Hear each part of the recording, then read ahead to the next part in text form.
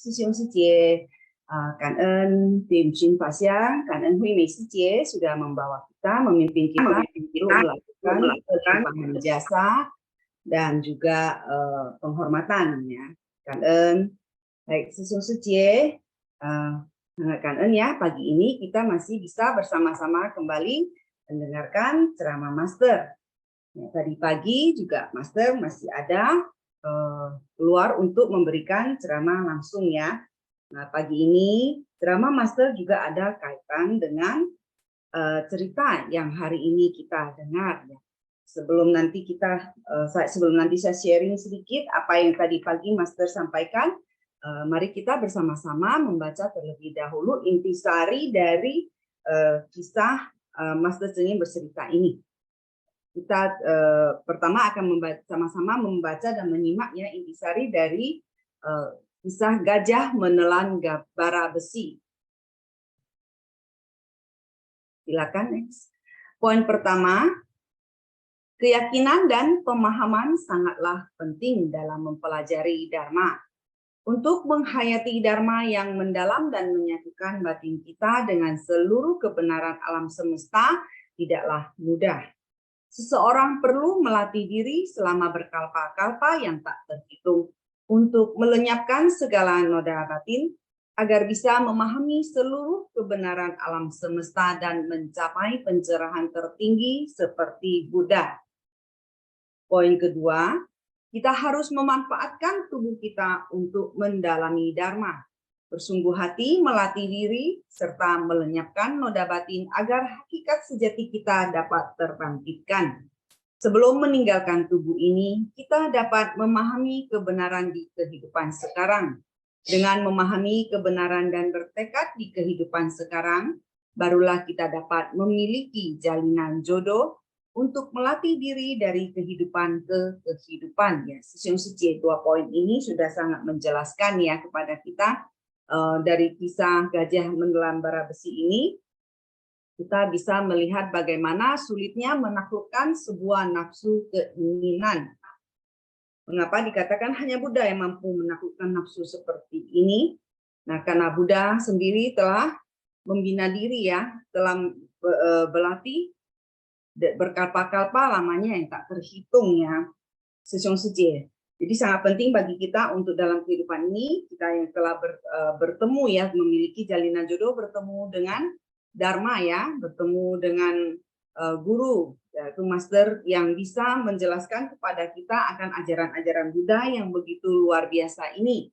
Nah, jadi sekarang adalah tinggal bagaimana kita tetap memegang teguh tekad kita untuk belajar Dharma, untuk mempraktikkannya, agar kita di kehidupan ini bisa memahami dan mengikis semua kegelapan, kebodohan batin kita, sehingga tidak terbawa sampai ke kehidupan yang akan datang. Nah, Session Suci kita perlu ya mengamati ke dalam diri kita sendiri ya. Apa saja tabiat-tabiat buruk kita, kelemahan-kelemahan kita yang perlu kita perbaiki. Jangan sampai semua ini terbawa lagi ke kehidupan akan datang.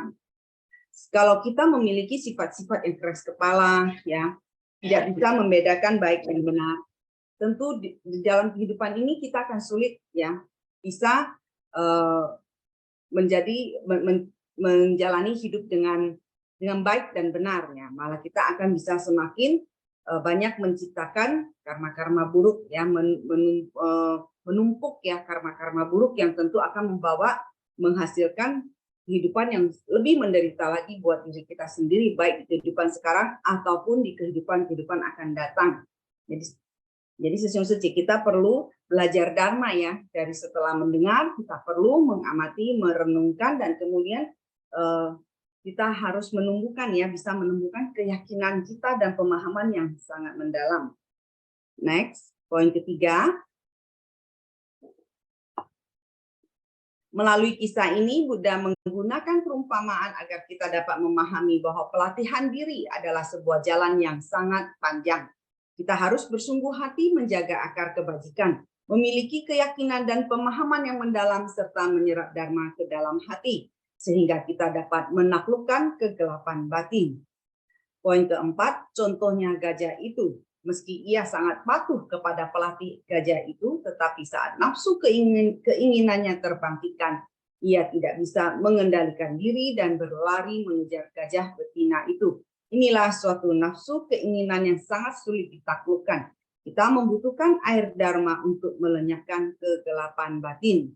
Ya, Sesung Sejie tadi di dalam kisah ini Master juga sudah menekankan kembali kepada kita bahwa ketamakanlah yang merupakan sumber ya dari segalanya, karena kita tamak akan segala kenikmatan hidup ini sehingga bisa membuat kita melakukan hal-hal yang tidak baik dan tidak benar. Jadi inilah mengapa kita butuh dharma, kita butuh air dharma. Kalau kegelapan batin ini tidak berhasil kita bersihkan, tidak bisa kita taklukkan, maka tentu kehidupan kita mendatang sangat gelap ya, Sesung Sejie. Nah, kita juga sudah pernah mendengar ya, Master juga pernah juga ada kata perenungan Master yang mengatakan bahwa yang paling sulit ya, musuh yang paling besar adalah diri kita sendiri sebenarnya. Nah, bagaimana kita menaklukkan diri kita sendiri? Menaklukkan diri sendiri adalah kita mampukah menaklukkan ketamakan kita, keserakahan kita akan kenikmatan duniawi ini. Kalau kita mampu, ya, walaupun kita hidup dalam istilahnya kita bukanlah seorang monastik ya, kita hanya perumah tangga, tapi nafsu keinginan ini kan sangat banyak. Nah, dalam kehidupan kita sehari-hari, apakah kita mampu ya untuk menaklukkan ketamakan kita, keserakahan kita ya, untuk mengejar kenikmatan duniawi? Kalau kita mampu, maka tentu saja kita akan senantiasa merasa sangat leluasa dan merasa bahagia ya, tidak akan ada merasa tidak puas, tidak senang dengan apa yang sudah kita miliki, karena kita sudah bisa menaklukkan kegelapan batin kita, keserakahan kita. Kita sudah bisa menaklukkan nafsu keinginan kita. Ya, walaupun tidak bisa keseluruhannya, tapi asalkan dengan kita setiap hari ada mendapatkan tetesan air dharma, tentu saat sebuah keinginan muncul, nafsu keinginan muncul, kita masih mampu untuk mengingatkan diri kita sendiri. Ini adalah hal yang tidak butuh, tidak perlu. Ya, ini adalah sebuah ketamakan, keserakahan. Jadi kita bisa dengan step by step ya, kita bisa menaklukkan hati kita sendiri ya, menaklukkan segala ketamakan kita akan nafsu keinginan ini ya. Inilah kita butuh air dharma. Selanjutnya kita masuk ke intisari dari kisah kedua. Next, Afrina Sejie. Perubahan si gajah. Poin pertama,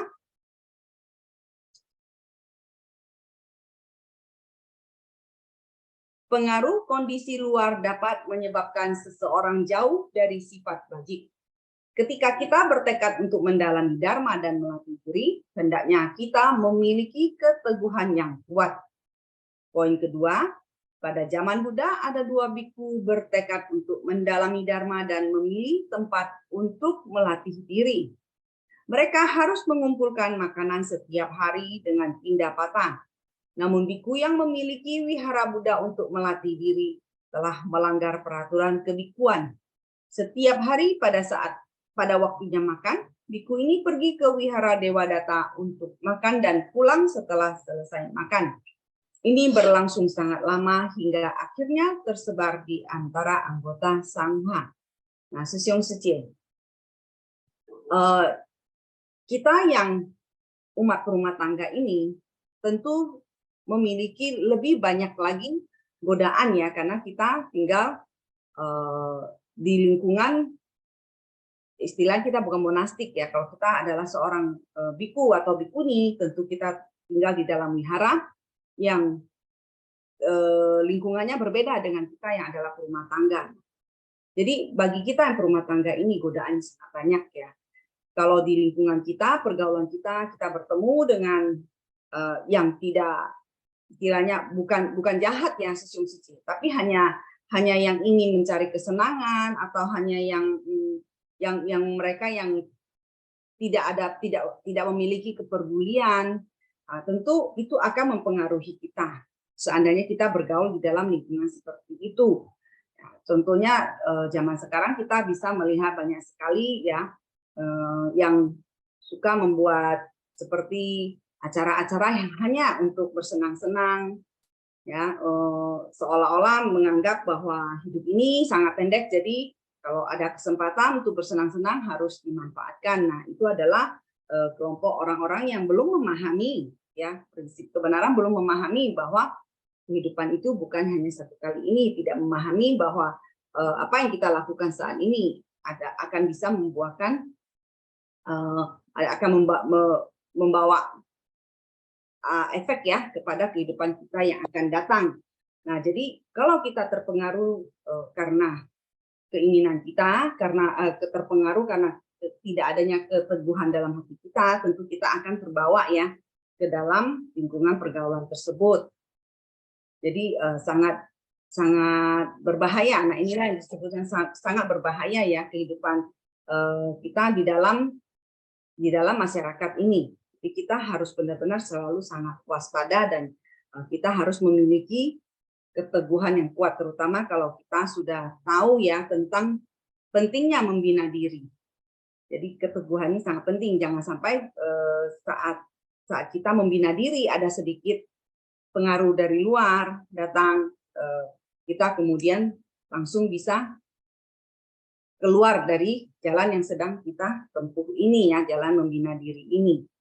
Kita masuki dulu poin ketiga. Pada kisah ini, Buddha menjelaskan bahwa gajah itu adalah dirinya di kehidupan lampau. Biku itu tidak memiliki pikiran yang teguh. Saat mendengar ucapan baik, maka akan menuju arah yang baik. Sebaliknya, ketika mendengar ucapan buruk, akan menuju arah yang buruk. Sebagai murid Buddha dan Arya Sangha seharusnya mengetahui dengan jelas bahwa Devadatta mencoba membunuh Buddha dan memecah belah Sangha. Sesiong Sijie. Dari kisah ini ya, tadi saya juga teringat dengan kehidupan di Gria Chingse. Mengapa ketika ada yang ingin menjadi monastik ya, menjadi murid master, Sucia yang menjadi murid master, mereka harus melalui kehidupan sebagai seorang Qingxiushi, ataupun kalau di wihara lain mungkin menjadi Sramanera terlebih dahulu ya, Sramanera terlebih dahulu. Nah, itu sebenarnya adalah untuk melatih ya, apakah kita bisa tetap teguh dengan tekad tersebut.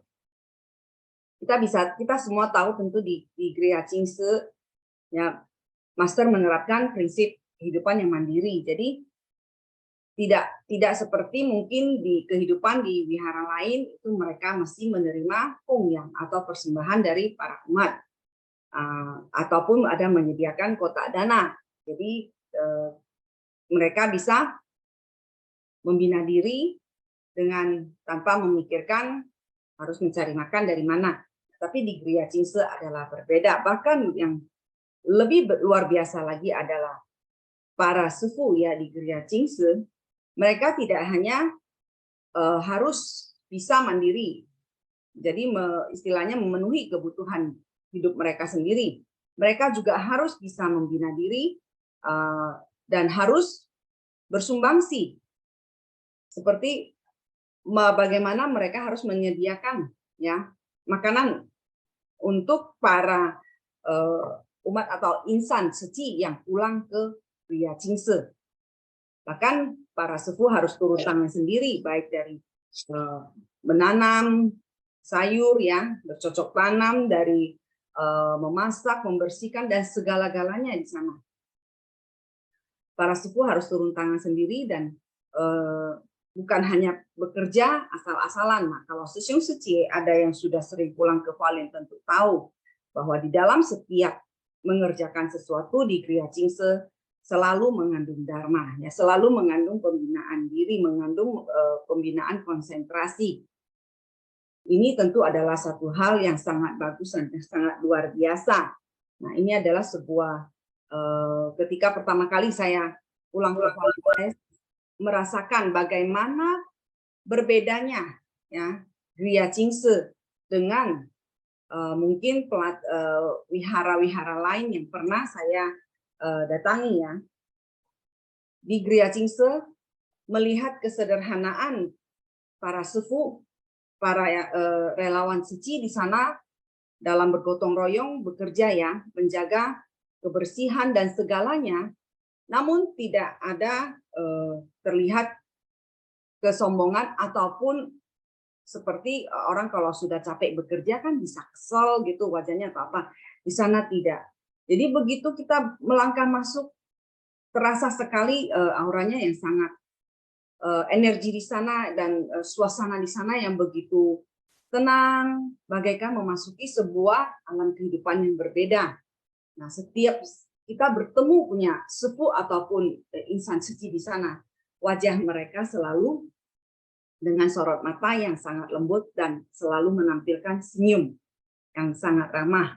Nah, ini tentulah menunjukkan pembinaan diri para sepuh di sana dan insan suci yang di sana membantu itu tentu sangat berbeda ya. Benar-benar ada pembinaan diri, jadi tidak hanya sekedar nama, tapi benar-benar membina diri. Nah, bagi siswa suci yang mungkin belum pernah ke sana, bila ada kesempatan boleh segera ya mengambil kesempatan tersebut untuk pulang ke Gria Jingse. Next, Suci, apakah masih ada? Oke, jadi hanya 3 poin tadi. Nah, di akhir dari cerita tadi, Master ada menyampaikan lagi bahwa kita harus menghargai ya. Kalau kita sudah masuk ke sebuah lingkungan pembinaan diri yang bagus, kita harus menghargai lingkungan tersebut dan baik-baik membina diri. Kita sudah masuk ke dalam lingkungan yang baik ya di dalam keluarga besar dunia suci ini, maka kita harus sangat menghargai dan kita harus selalu ingat pada diri kita sendiri bahwa kita masuk ke lingkungan ini adalah pertama-tama tentu ingin membina diri, menjalin jodoh baik. Jadi jangan kita mudah goyah oleh kata-kata ataupun mungkin raut wajah seseorang ya pada saat kita berkegiatan di dalam suci. Nah, itu adalah pembinaan diri. Bagaimana kalau kita melihat seseorang dan mungkin berbicaranya tidak sesuai dengan yang ingin kita dengar, kita jangan terlebih dahulu merasa tidak senang. Kemudian apabila kita mendengar suara-suara miring di luar, mungkin kita ada anggota keluarga atau teman yang tidak mendukung ya, tidak mendukung karena mereka tidak memiliki pandangan hidup yang sama, mereka tidak mendukung kita untuk masuk ke suci atau berkegiatan. Kita sendiri harus tetap teguh ya, dan tetap ingat tekad awal kita ketika masuk ke suci ini apa, jalinan jodoh kita dengan suci ini apa, seperti apa. Jadi kita harus tetap teguh. Kalau mereka tidak setuju, ada yang tidak mendukung, ya tidak apa-apa. Tapi kita sendiri jangan sampai goyah. Setelah kita sendiri tetap dengan tekad kita harus ingat, kita harus bisa membina diri, merubah segala kebiasaan buruk kita, sifat-sifat buruk kita, untuk membuktikan kepada mereka yang tidak mendukung kita bahwa apa yang dilakukan insan suci, ajaran master ya, itu adalah baik dan benar. Nah, kalau kita berubah menjadi seorang yang lebih baik lagi, lebih bijaksana, tentu akan membuat mereka yang tidak mendukung kita itu merasa dan terinspirasi, dan harapan kita mereka juga tentu bisa akhirnya terbangkitkan ya hati cinta kasihnya dan mau ikut serta ya di dalam dunia suci ini. Dan kita sangat berharap tentu akan semakin banyak lagi bodhisatwa yang bermunculan ya. Baik, Sisyong Suci, apakah ada Sisyong Suci yang ingin sharing terlebih dahulu melihat dari 2 kisah tadi ya, mendengar 2 kisah tadi? Tentu saya yakin Sisyong Suci juga memiliki banyak pengalaman ya yang berkaitan dengan keyakinan dan pemahaman dan juga keteguhan dalam membina diri. Di sini Sesion Suci boleh sharing ya, apa yang dirasakan, pengalaman-pengalaman yang pernah didapatkan. Atau di sini apakah Rui Suci ada hadir? Rui Suci, apakah Rui Suci ada di dalam Zoom dan ingin sharing dengan kita? 苏菲师姐，感恩瑞英师姐 tidak ada Zoom ya，感恩。 Oh, oke. Baik, Kan Suci. Ya, mungkin Rui Suci sedang sibuk ya. Kalau begitu saya persilakan Sesion Suci yang lainnya untuk sharing. Bagi yang ada pengalaman atau pernah juga melihat kondisi ya, atau teman bertemu orang, teman yang memiliki kisah yang sama dengan yang berkaitan dengan keyakinan, pemahaman dan keteguhan ini. Silakan.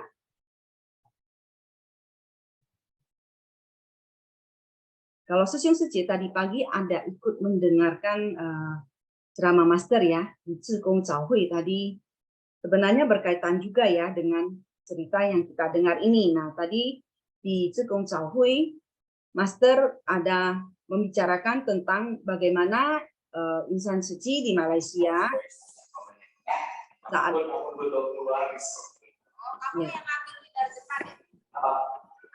ini ada yang terbuka kali ini. Oke.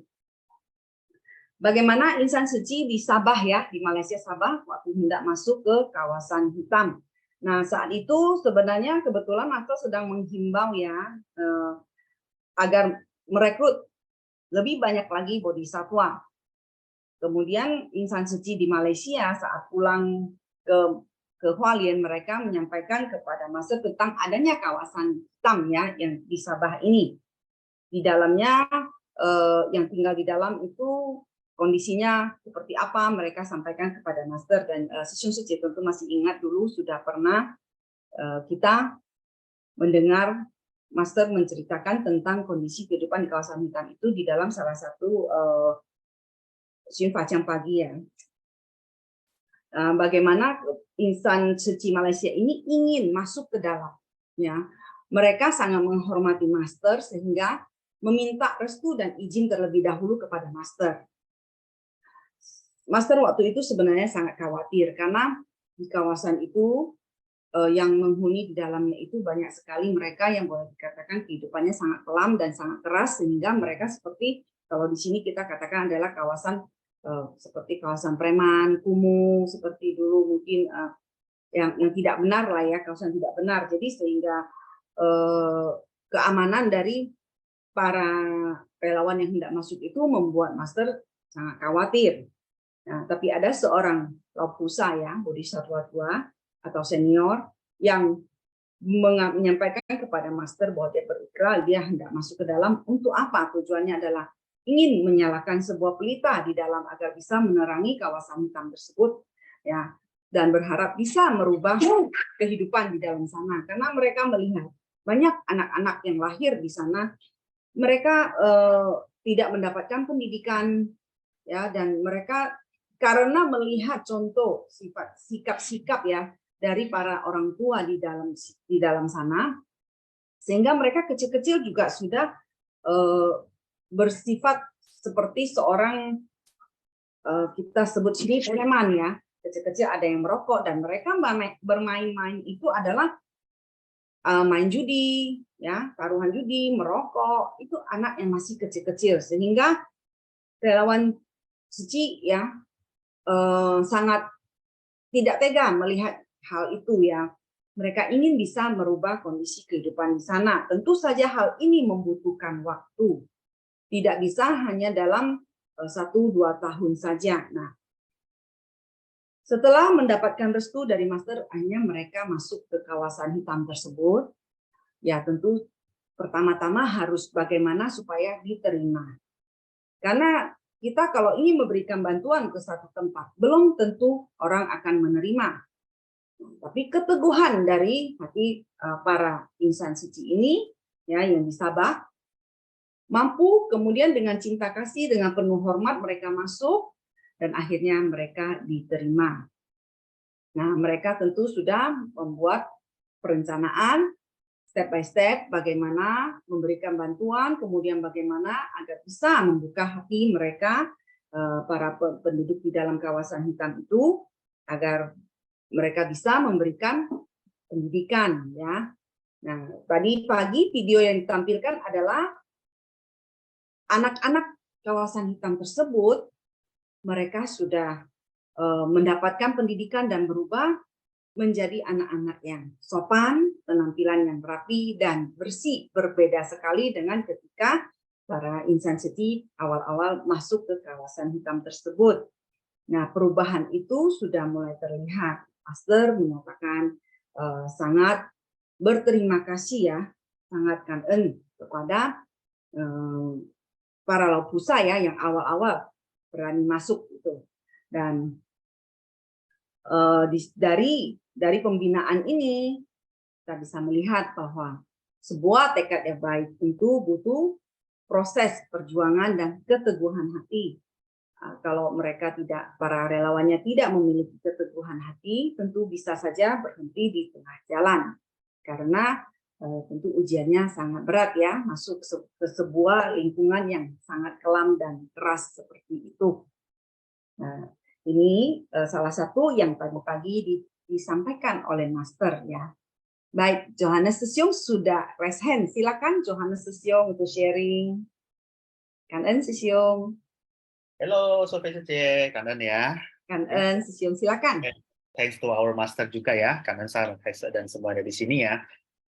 Saya agak sedikit tergelitik itu noda batin. Saya ada merasa terpanggil untuk sharing poin nomor 1 dengan poin perubahan si gajah ini. Jadi perubahan si gajah ini cukup menarik ya, kalau kita lihat ya. Keyakinan, pemahaman, dan juga kalau kita belajar Dharma. Nah, mungkin saya perlu simplifikasi ya. Saya jadi ingat satu statement dari Biku. Ini statement yang pertama. Kita belajar Dharma. Itu kita belajar untuk membina diri kamu sendiri. Dan juga, bukan biku biksu.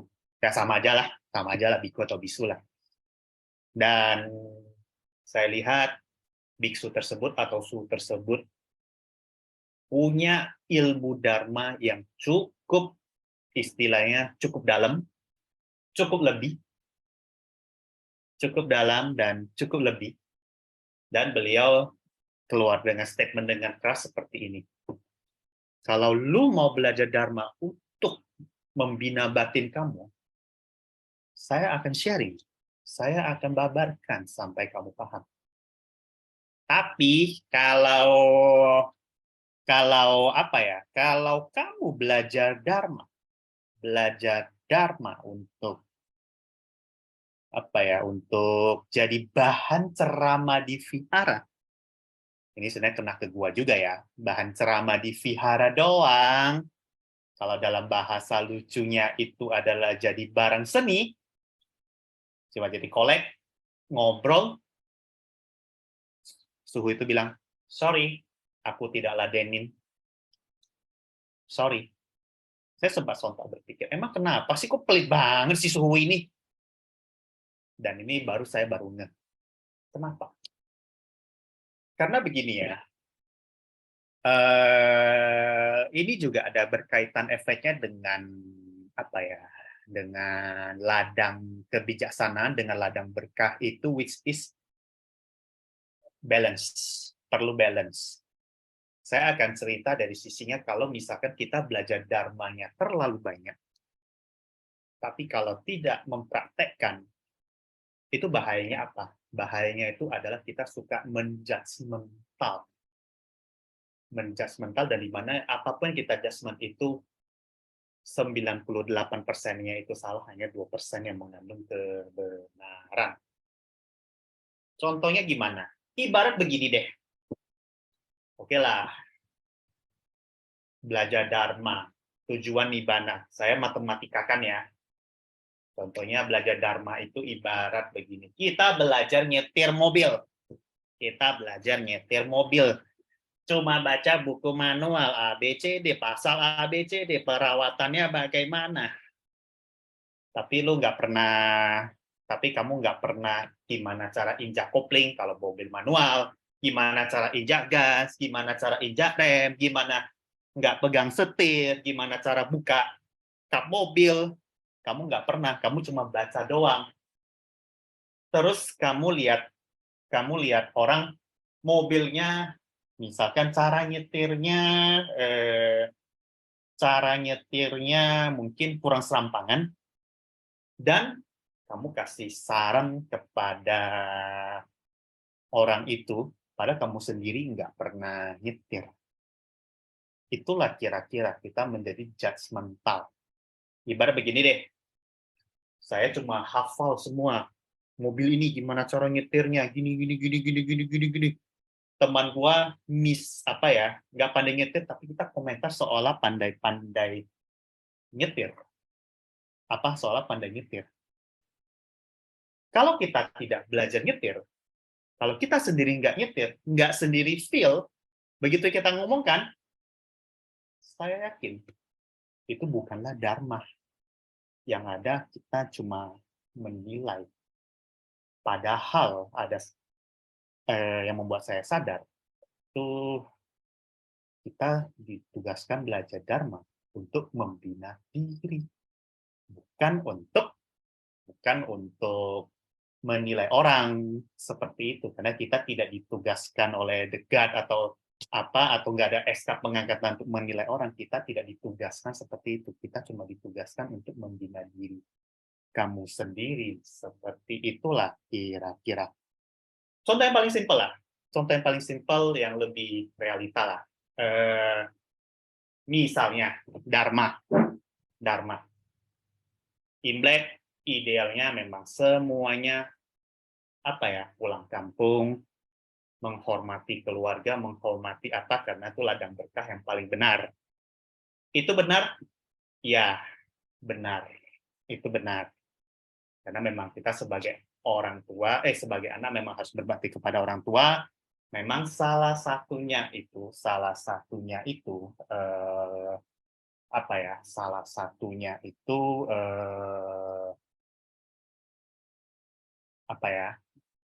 nggak usah jauh-jauh lah, saya ganti contohnya, Contohnya itu adalah gini deh, judgmental.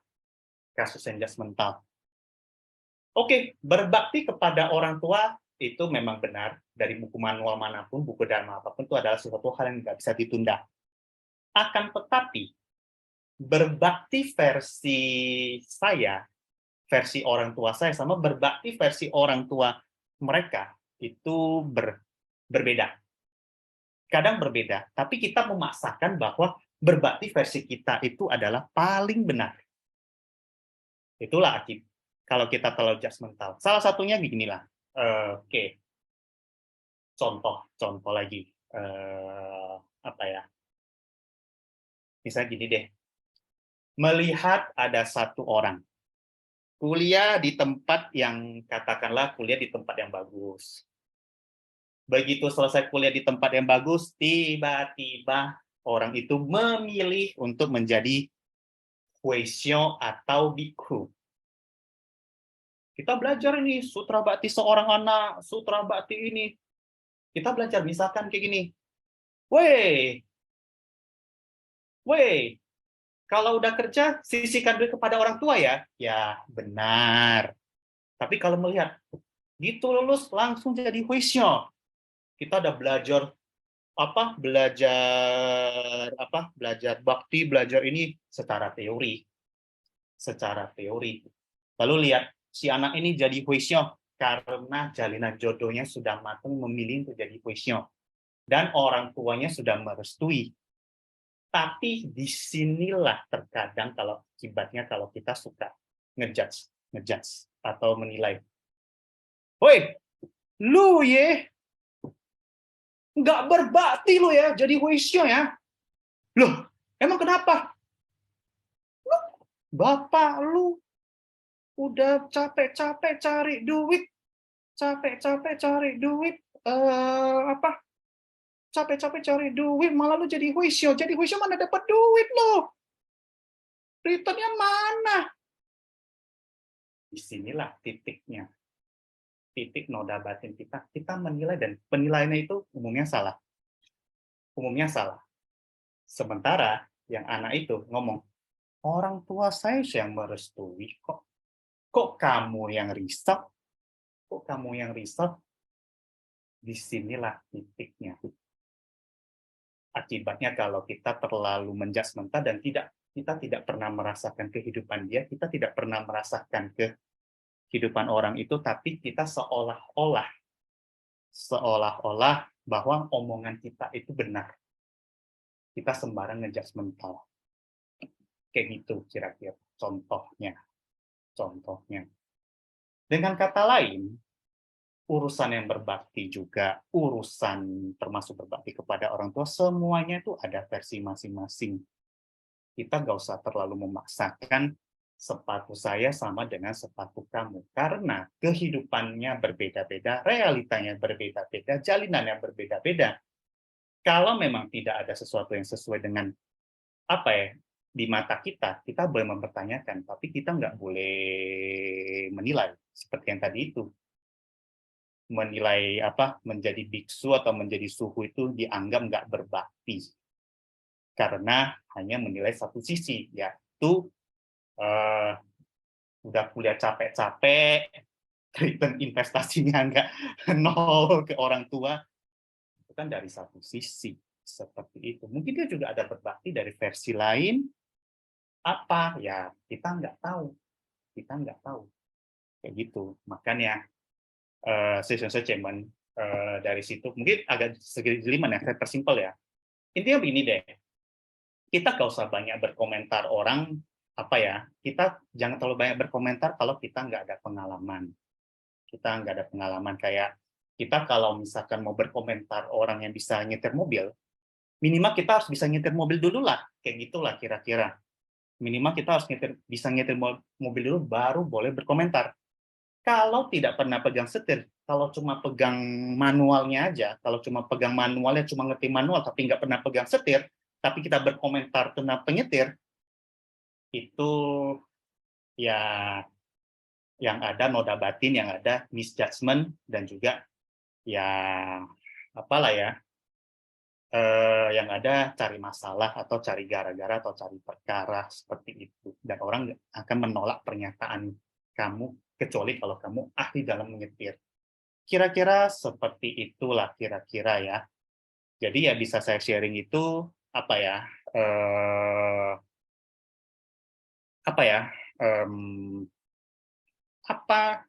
kita belajar Dharma itu untuk membina diri kita.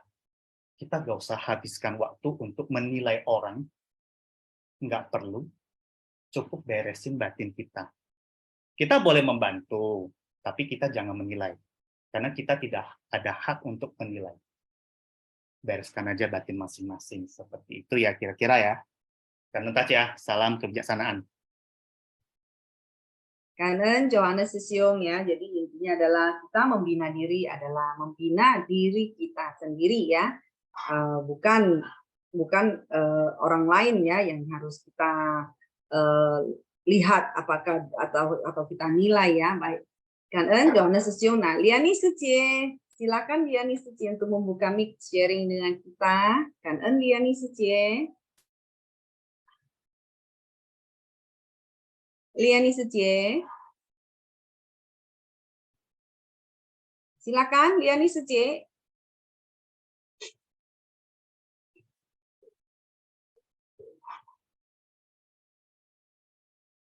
Karena Liani Sucie mungkin tidak mendengar, saya panggil atau saya persilakan dulu. Tan Livin Sesiong, silakan Tan Livin Sesiong. Kangen Sesiong. Pagi Sesiong, 早上好呀。感恩上人开示ya. Saya cerita aja tentang kan kemarin kan cerita tentang tamak ya, kegelapan batin ya. Sama hari ini sama judul habis bersama ketamakan ya. Saya cerita tentang kerajaan Cina ya. Ini bukan sedikit, mungkin ada saya gabungkan sedikit tambahan, tapi ini memang cerita ada. Kalau kita dulu ingat kan sebelum Cina bersatu menjadi 5 dinasti, yaitu dinasti Tang, dinasti Song, dinasti Yan, dinasti Ming, dinasti Qing. Baru ada namanya Cina sekarang yang negara kuat ya. Dan sebelum ada 5 dinasti Tang, Song, Yan, Ming, Qing itu ada namanya 3 kerajaan yang saling berperang, yaitu San Kuo. Sebelum San Kuo juga ada negara-negara kecil ya. Nah, kita cerita yang famous. Biasanya kalau ada cerita tertulis itu adalah pas saat kerajaan tersebut makmur.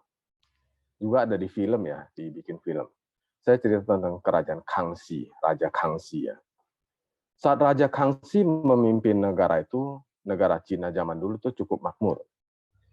Setelah Raja Kangxi mati, itu dilanjutkan oleh anaknya nama Yongzheng Huangdi, Raja Yongzheng.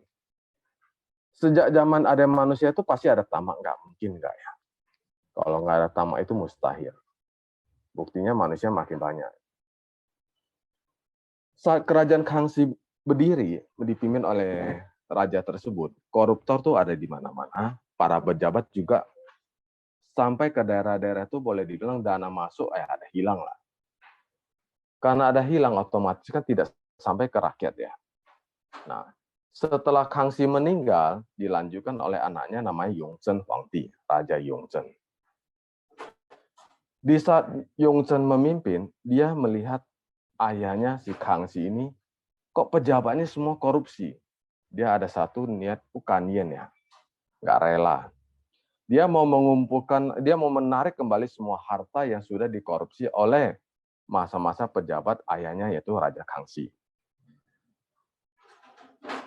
Otomatis kalau dia mau menarik semua harta yang sudah terkorupsi, itu pasti menyinggung banyak pejabat tua, pejabat muda, dan jenderal. Karena hampir semua kerajaan itu pasti ada korupsi, apalagi di negara Cina itu cukup besar ya, sampai ke perbatasan Tibet, ya. Nggak mungkin dijangkau oleh kuda zaman dulu kan, nggak kayak sekarang ada 5G, ada pesawat ya. Nah, dia Yongzheng bekerja setengah mati mengumpulkan harta itu. Apa yang terjadi sesungguhnya? Setiap hari bekerja pagi, siang, malam, menarik harta yang sudah dikorupsi oleh para pejabat sampai ke daerah-daerah.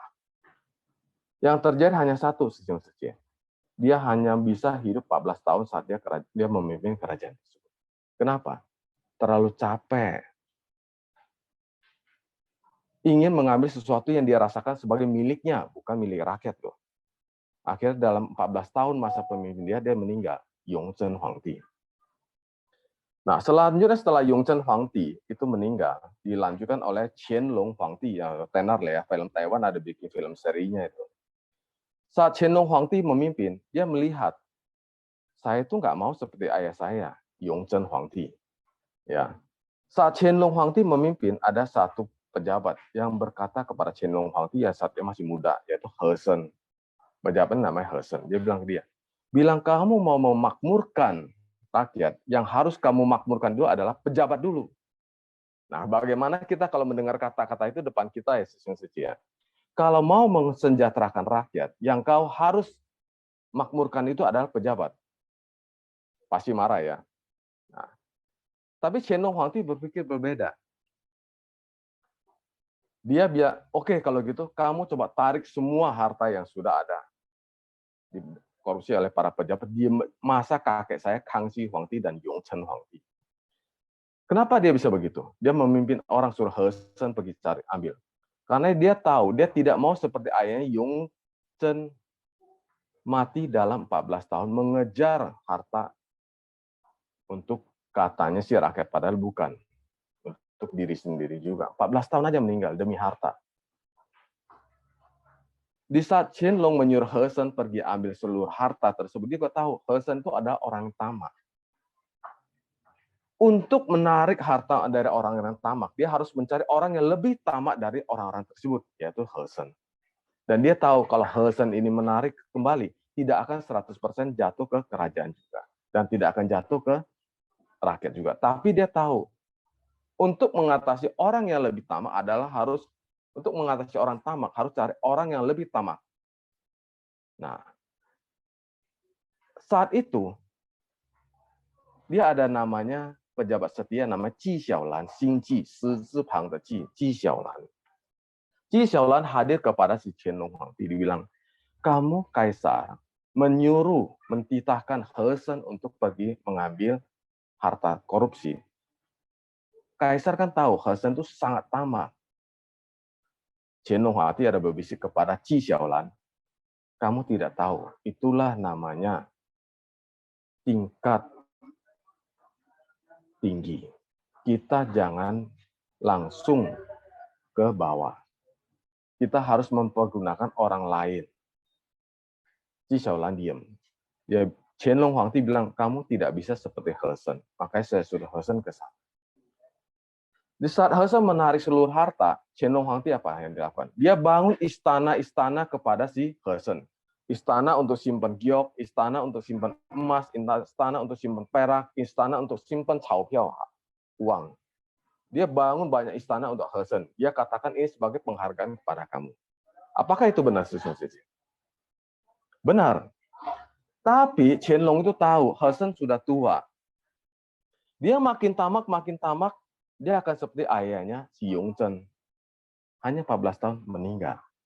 Jadi di sini cerita moral ini mengatakan bahwa kita gini, Sisi. Jangan jadi tamak. Saat kita jadi seorang pemimpin atau seorang bos, jangan kita langsung terjun ke bawah. Kalau kita terjun langsung ke bawah, pertama hasilnya tidak akan maksimal. Kedua, kamu akan pusing dengan segala hal. Karena kamu nggak sanggup mengatasinya. Tapi kita pergunakanlah orang yang lebih dari kita. Kita suruh mereka pergi cari uang itu untuk kita. Sama dengan Qianlong ini. Dia tahu He Shen ini hidup nggak lama. Karena ketamakan dan sudah tua. Setelah He Shen meninggal, nah Qianlong Huangdi langsung suruh Ji Xiaolan dan pejabat setianya ambil semua harta yang sudah terkumpul yang ada di istana He Shen. Yang dia setorkan kepada negara. Dan uang itu dipergunakan untuk pangan. Disumbangkan kepada rakyat-rakyat dan membangun negara, membangun jalan. Di saat itulah kenapa Qianlong Huangdi bisa membangun negara Cina saat itu lebih hebat, lebih makmur daripada kakeknya si Yangzi dan bapaknya Yongzhen. Qianlong Huangdi bukan bodoh. Dia tahu. Dia bahkan bangun istana buat si He Shen. Yang sudah terkumpulkan tinggal diambil kembali. Nah, ini juga sama dengan kita. Ada seorang teman, seorang bos. Dia bangun usaha, katakanlah restoran tempat makan. Nah, restoran tempat makannya dia bangun itu, semua karyawannya sudah bisa, terutama dalam hal memasak, ya, itu pasti keluar usaha sendiri. Sampai bos itu capek membimbing. Dia tahu, ya udah bisa pergi lagi usaha buka sendiri. Itu. Akhirnya apa? Setelah dia tercerahkan, dia seperti Qianlong Huangdi ini. Dia bilang, saya akan membimbing kalian semua karyawan yang sudah bisa. Saat kalian mau keluar usaha, saya kasih modal. Dan saya salah satu pemegang sahamnya, 50%. Sisanya 50% adalah yang mau pergi usaha itu. Nah, dengan cara begitu, apa yang terjadi? Usahanya makin besar. Dalam 3 tahun, dia berhasil membangun 30 cabang restoran. Makin tenar dan makin tenar. Dan itu ada di Cina. Pelajaran yang dari Qianlong Huangdi ini ada seperti Masa bilang, jangan tamak. Kita juga tidak bisa menguasai dan tidak bisa mengatasi semua dan tidak bisa melakukan semuanya. Yang kita harus lakukan adalah menyebarkan dharma. Makin besar, makin luas dharma disebarkan, otomatis makin banyak orang yang bisa kita tolong. Dan makin banyak orang bisa kita tolong, kita sudah apa? Sudah mencerahkan dia punya pikiran mereka. Mereka akan makin besar lagi seperti network. 1 ke 10, 10 ke 100, 100 ke 1000, 1000 ke 10.000. Makin besar, makin besar, makin besar. Nah, itulah yang diajarkan oleh master kita bahwa Xin Xiong Fang Ko Itin. Buka hati kita, buka mata batin kita. Jangan tamak, bagi-bagi. Makin bagi, kita makin jaya. Makin bagi, kita makin maju. Sete, yu se zi yu de, bu se jiu mei yu de. Kita nggak bagi, tidak ada hasil untuk kita juga. Bahkan kita akan makin pusing dengan seperti saya ceritakan, bos restoran. Nah, kanan sesiung siji, itu aja yang saya sharing ya, kanan ya, Kanan sesiung, Tanipin sesiung ya, sharingnya. Jadi menjadi satu paket ya. Tadi dari Johanna sesiung membina diri sendiri terlebih dahulu. Jangan menilai orang lain. Nah, dari Tanipin sesiung kita juga harus berbagi ya, ikut menyebarkan dharma keluar. Jadi ini sudah satu paket ya. Baik, ini selanjutnya saya persilakan Rimba Sesiong untuk sharing. Silakan Rimba Sesiong. Kanan sekali lagi ya, Tanipin Sesiong. 感恩上人讲故事感恩师兄师姐，感恩苏菲师姐saya ingin minta tolong tampilkan gajah menelan bara besi intisarinya. Sebelumnya saya tadi lihat ya ada Liani Sejie mau sharing. Saya sangat ingin mendengar ya sharing dari Liani Sejie karena dia adalah mitra bajik saya saat mengunjungi ya Kanan Fu. Selalu dia wakil cucang saya dan juga Ci Hua Sejie ya ketua cucang saya selalu di misi amal selalu terjun ke warga ya. Karena dia tidak sharing, dia belum sharing kenapa ya? Mungkin mic-nya belum buka ya. Iya, tadi saya sudah panggil. Enggak apa. Nanti saya harap nanti setelah saya minta kita bersama coba cari. Soalnya itu di intisari nomor 2, saya juga ingin mendengar dari Sufi Sejie atau bisa menjelaskan ya. Karena takutnya saya juga salah ngerti ya atau kurang tahu tangkap intisarinya yang 2 itu intisari nomor 2 ya, yang ini bukan tadi yang menelan bara besi gajah ya betul. Ini yang intisari nomor 1 ya, mungkin Sesiung Sejie lebih bisa paham ya. Kalau intisari nomor 2, kita harus memaafkan tubuh kita untuk mendalami dharma. Ini kata kalimat ini nanti saya juga ingin minta yang sharing dari Sejie Sufi atau yang lain bisa menjelaskan kira-kira tangkapannya bagaimana ya. Jadi kalau di intisari 1 itu ya saya yakin ya keyakinan dan pemahaman sangatlah penting dalam mempelajari dharma. Ya pasti ya, kalau kita nggak yakin, ya kan kita tak akan betah lama ya di Sejie ya. Karena kita yakin dan ingin belajar dharma dari master ya, maka kita bisa bertahan sampai saat ini ya. Untuk menghayati dharma yang mendalam dan menyatukan batin kita dengan seluruh kebenaran alam semesta. Itu mungkin perlu jangka panjang lagi ya kita melatih karena sensus ya di jalan ini ya masih panjang ya. Kita harus cari tahu hakikat kita ya. Karena itu boleh bilang kalau tanggapan saya seperti di dalam laut ya. Kita mau cari hakikat kita tidak gampang ya, tidaklah mudah lah. Seseorang perlu melatih diri selama berkapar-kapar yang tak terhitung untuk melayapkan segala noda batin, ya kan? Kita dari semasa lalu, masa sekarang, ya kan? Tentu ada kita tidak saran, ada buat salah dari ucapan kita ataupun dari gerakan kita. Pasti saya yakin, saya sih ada, tapi yang lain saya tidak tahu. Ya kan, jadi kita harus cari tahu, mendalami ya kita sendiri, saya sendiri, ataupun kita semua cari tahu untuk memaafkan supaya bisa dapat memaafkan setelah kita ngerti ya, bisa paham apa yang kita buat ya, minta maaf dari yang bersangkutan gitu. Kalau tidak ya kita harus berbuat lebih banyak kebajikan ya supaya kita bisa benar-benar ya di jalur yang benar. Lalu di ini ya, di Intisari 2 itu ya, kalau ini mencapai pencerahan tertinggi itu Buddha lah ya. Kalau kita lagi dalam hal belajar ya, melatih diri ya. Lalu Intisari 2 ini ya, yang tadi saya cerita ya, kita harus memaafkan tubuh kita untuk mendalami Dharma. Ya, ini nanti Sejie ataupun siapa yang bisa bantu menjelaskan masing-masing punya pendapat ya.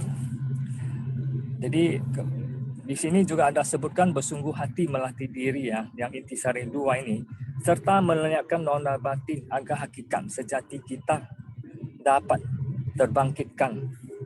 Jadi kalau kita udah memahami ya kesalahan kita, nona batin agak mesti jangan buat salah lagi. Seperti kalau kita di jalur yang lurus, kita belok ke kanan, kita harus sadar, oh ini jalur ini udah salah, harus balik lagi ke jalur yang benar gitu.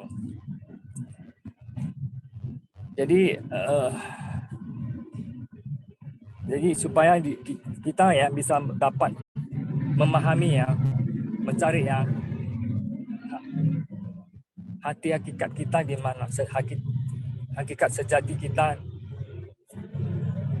bisa ketemu lah ya.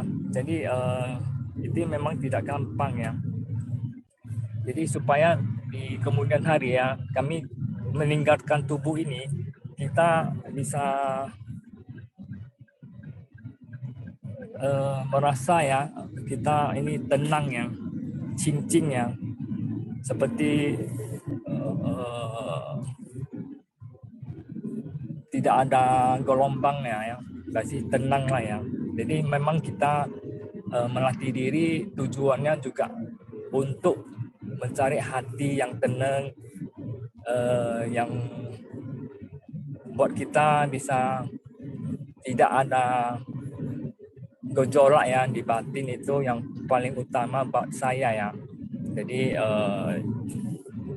itu ya yang saya rasakan tujuannya di belajar Dhamma ya, tujuannya begitulah, untuk mencari hati yang tenang ya kan ya. Kalau sudah tenang, kita bisa membantu lebih banyak orang memahami Dharma, mereka juga ikut tidak tergojolak sama luar ya, bisa dapat tenang. Itu saya rasa semua juga harapan kita ya. Demikian sharing saya ya. Lanjutkan kalau Liani Setia udah buka mic ataupun operator bisa bantu membuka mic-nya atau tertutupnya, saya kurang tahu. Jadi lanjutkannya saya serahkan ke Survei Setia ya. Kan yang Survei Setia. Kanan Rimba Sesiong ya. Jadi tadi di poin pertama Sesiong sudah sharing ya. Untuk mencapai pencerahan tertinggi itu memang tidak mudah ya Sesiong, tapi kalau kita ada ikrar dan kita memang memiliki tujuan untuk bisa mencapai ya, karena Buddha sudah menyatakan bahwa semua orang juga bisa menjadi Buddha, bisa mencapai kebuddhaan. Namun itu butuh proses pelatihan diri yang tidak mudah dan sangat panjang. Oleh karena itu kita butuh keyakinan dan pemahaman yang mendalam dan keteguhan ya di dalam menjalankan ikrar kita. Dan poin kedua ini, Sesiong saya benarkan dulu ya, tadi mungkin Sesiong membacanya terlalu cepat. Jadi kita harus memanfaatkan, bukan memaafkan. Jadi memanfaatkan tubuh kita untuk mendalami Dharma. Nah, untuk poin kedua ini kalau ada Sesiong Setia yang bisa bantu Rimba Sesiong untuk lebih memahami, silahkan untuk buka mic sharing ya. Jadi supaya kita juga saling belajar, karena kita saling belajar di sini, maka kita harus saling sharing. Ya, di sini juga Sesiong Setia boleh sharing apakah pernah mengalami seperti godaan untuk mundur atau halangan-halangan. Nah, bagaimana Sesiong Setia melewati ya atau menghadapi godaan tersebut? Seperti tadi Rimba Sisyong mengatakan bahwa tujuannya belajar Dharma adalah hendak mencari ketenangan batin. Jadi dengan harapan setelah ada ketenangan batin, maka saat mempraktekkan di luar atau masuk ke orang banyak itu tidak mudah bergejolak. Nah, disinilah mengapa Master memberi kita, ya, Master sudah memberikan kita, membukakan jalan untuk kita dalam membina batin kita ini. Dengan kita ada praktek, maka ketenangan batin ini juga akan terpoles ya, dengan perlahan-lahan tentu akan kita dapatkan. Tapi kalau seperti yang tadi Johannes Sisyong juga bilang bahwa kalau kita hanya tahu teori atau tahu Dharma tapi kita tidak praktek, sebenarnya kita juga tidak mendapatkan apa-apa ya. Baik, sebelum tampaknya nih Liani sudah licum ya. Mungkin tadi dia hanya ini ya, kepencet ya, raise hand-nya. Sisyong yang lain, apakah ada yang juga bisa sharing ya, bantu Rimba Sisyong untuk memahami poin kedua dari kisah gajah menelan bara besi. Sebelum Sisyong yang lain sharing, nah kita masuki dulu kuis ya. Masuki kuis dulu. Kuis hari ini hanya ada 6 pertanyaan. Jadi setelah kuis kita akan kembali lagi ke sesi sharing. Silakan Sisyong yang lain untuk mungkin bisa menyiapkan ya, mencari-cari, coba menggali kembali ya memori untuk membantu menjelaskan poin kedua tadi. Sisyong sudah tetap sama ya cara menjawab kuis di chat room everyone ya. Klik di everyone dan menjawabnya dengan nomor soal baru jawabannya. Mari kita masuki pertanyaan pertama dari kisah gajah menelan bara besi. Silakan, Evelina Setie. Mohon host yang di chat room ini, Johannes Sisyong mengatakan dia tidak bisa chat ke everyone ya. Apakah sudah dibuka ya Setie? Oke, kan sudah dibuka ya. Oke, Johannes Sisyong silakan dicoba dibuka lagi chatnya, chat roomnya itu. Kita masuki pertanyaan pertama ya. Silakan, Evelina Setie. Siapa nama raja yang menunggangi gajah? A. Raja Chandragupta Maurya. B. Raja Mahaprabhasa. C. Raja Prasenajit. D. Raja Ajatasattu. E. Raja Mahapadmananda. Silakan Sisyong menjawab di chat room. Siapa nama raja yang menunggangi gajah? A. Raja Chandragupta Maurya. B. Raja Mahaprabhasa. C. Raja Prasenajit. D. Raja Ajatasattu. E. Raja Mahapadmananda. Silakan segera menjawab. Nah, kalau sudah tidak ada yang menjawab, kita close ya. Oke, jawaban masih masuk. Oke, kanan Sisyong sudah di-close ya. Nah, jawaban yang benar adalah B, Raja Mahaprabhasa. Dan silakan sekarang kita masuki pertanyaan kedua. Berapa hari yang dibutuhkan pelatih gajah untuk gajah kembali ke istana? A, 2 hari. B, 3 hari. C, 4 hari. D, 5 hari. E, 6 hari. Nah, jadi berapa hari yang dibutuhkan pelatih gajah untuk gajah kembali ke istana? Apakah 2 hari? Atau B, 3 hari? Atau C, 4 hari? Atau D, 5 hari? Atau E, 6 hari? Nah, ini tentu sangat gampang ya, Sisyong ya. Semua tentu masih sangat ingat ya. Berapa hari yang dibutuhkan supaya gajah kembali ke istana? Silakan Sisyong segera menjawab sebelum ditutup oleh host. Berapa hari yang dibutuhkan oleh pelatih gajah? Baik, kita close ya, Sisyong Jawaban yang benar adalah 3 hari kemudian gajah itu benar-benar kembali. Jadi yang benar adalah B, 3 hari. Pertanyaan ketiga, apa hukuman gajah untuk membuktikan kesetiaannya kepada raja? A. Menelan 4 bola besi. B. Menelan 5 bola besi. C. Menelan 6 bola besi. D. Menelan 7 bola besi. E. Menelan 8 bola besi. Ini juga sangat mudah ya. Apa hukuman gajah untuk membuktikan kesetiaannya kepada raja? A. Menelan 4 bola besi. B. Menelan 5 bola besi. C. Menelan 6 bola besi. D. Menelan 7 bola besi. E. Menelan 8 bola besi. Silakan Sesiung Sece menjawab di chat room. Oke. Kalau sudah tidak ada yang mau menjawab,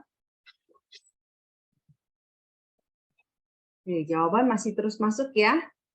Dan Sesiung Sece semua terus bersemangat ya ikut kuis. Kita close ya, Esprina Secie. Jawaban yang benar adalah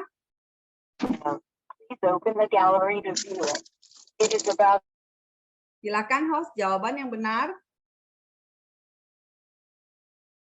Setelah menelan ke-7 bola besi. Jadi yang benar adalah D, menelan 7 bola besi ya. Inilah menunjukkan kepatuhannya kepada pelatih ya. Sekarang kita masuki kuis untuk kisah yang kedua, yaitu perubahan sang gajah.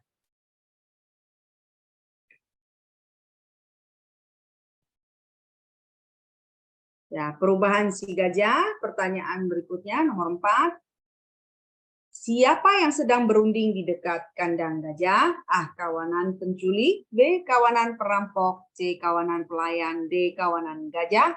E. Kawanan pedagang. Siapa yang sedang berunding di dekat kandang gajah? A. Kawanan penculik. B. Kawanan perampok.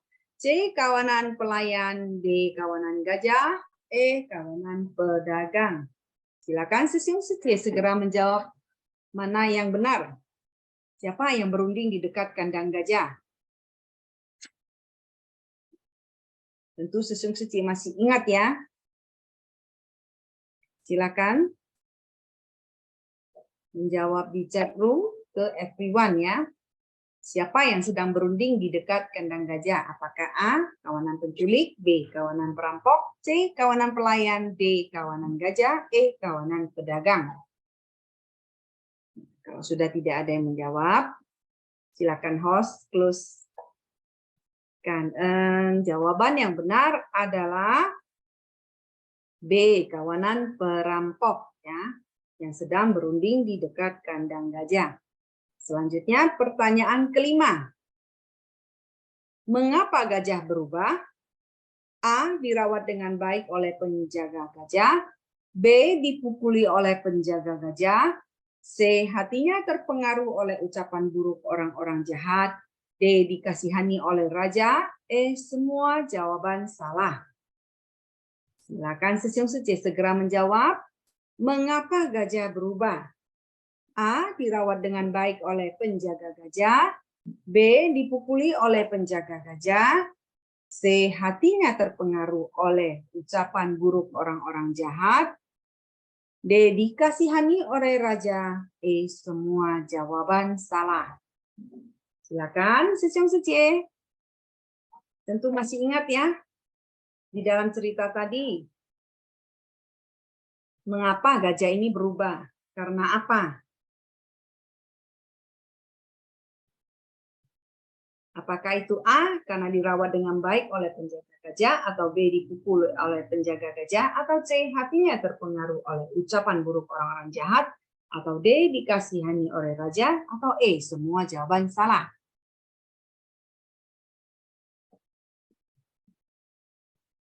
Silakan. Mungkin pertanyaan ini bagi beberapa orang agak menjebak ya. Yang dimaksud berubah itu yang berubah yang mana? Yang awal atau yang akhir? Bisa jadi ya, Sesiung Secie. Tapi kita lihat dari jawaban yang disediakan, kita tentu sudah tahu Pertanyaannya berubah itu yang tentang di awal atau yang di akhir. Silakan host kita tutup. Kan en sesyong secie yang sudah menjawab. Nah, jawaban yang benar adalah hatinya terpengaruh oleh ucapan buruk orang-orang jahat. Jadi ini adalah pertanyaan untuk perubahan si gajah di awal. Mengapa dari yang gajah yang jinak berubah menjadi gajah yang jahat, yang pemarah? Nah, karena hatinya terpengaruh oleh ucapan buruk dari kawanan perampok yang selalu berunding di dekat kandang gajah. Dan masuki pertanyaan ke-6. Bagaimana cara merubah gajah?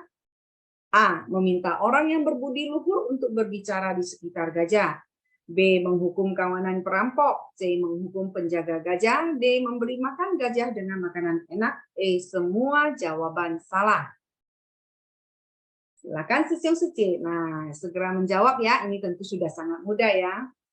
Bagaimana cara merubah gajah? A. Meminta orang berbudi luhur untuk berbicara di sekitar gajah. B. Menghukum kawanan perampok. C. Menghukum penjaga gajah. D. Memberi makan gajah dengan makanan enak. E. Semua jawaban salah. Silakan segera menjawab sesyong seci.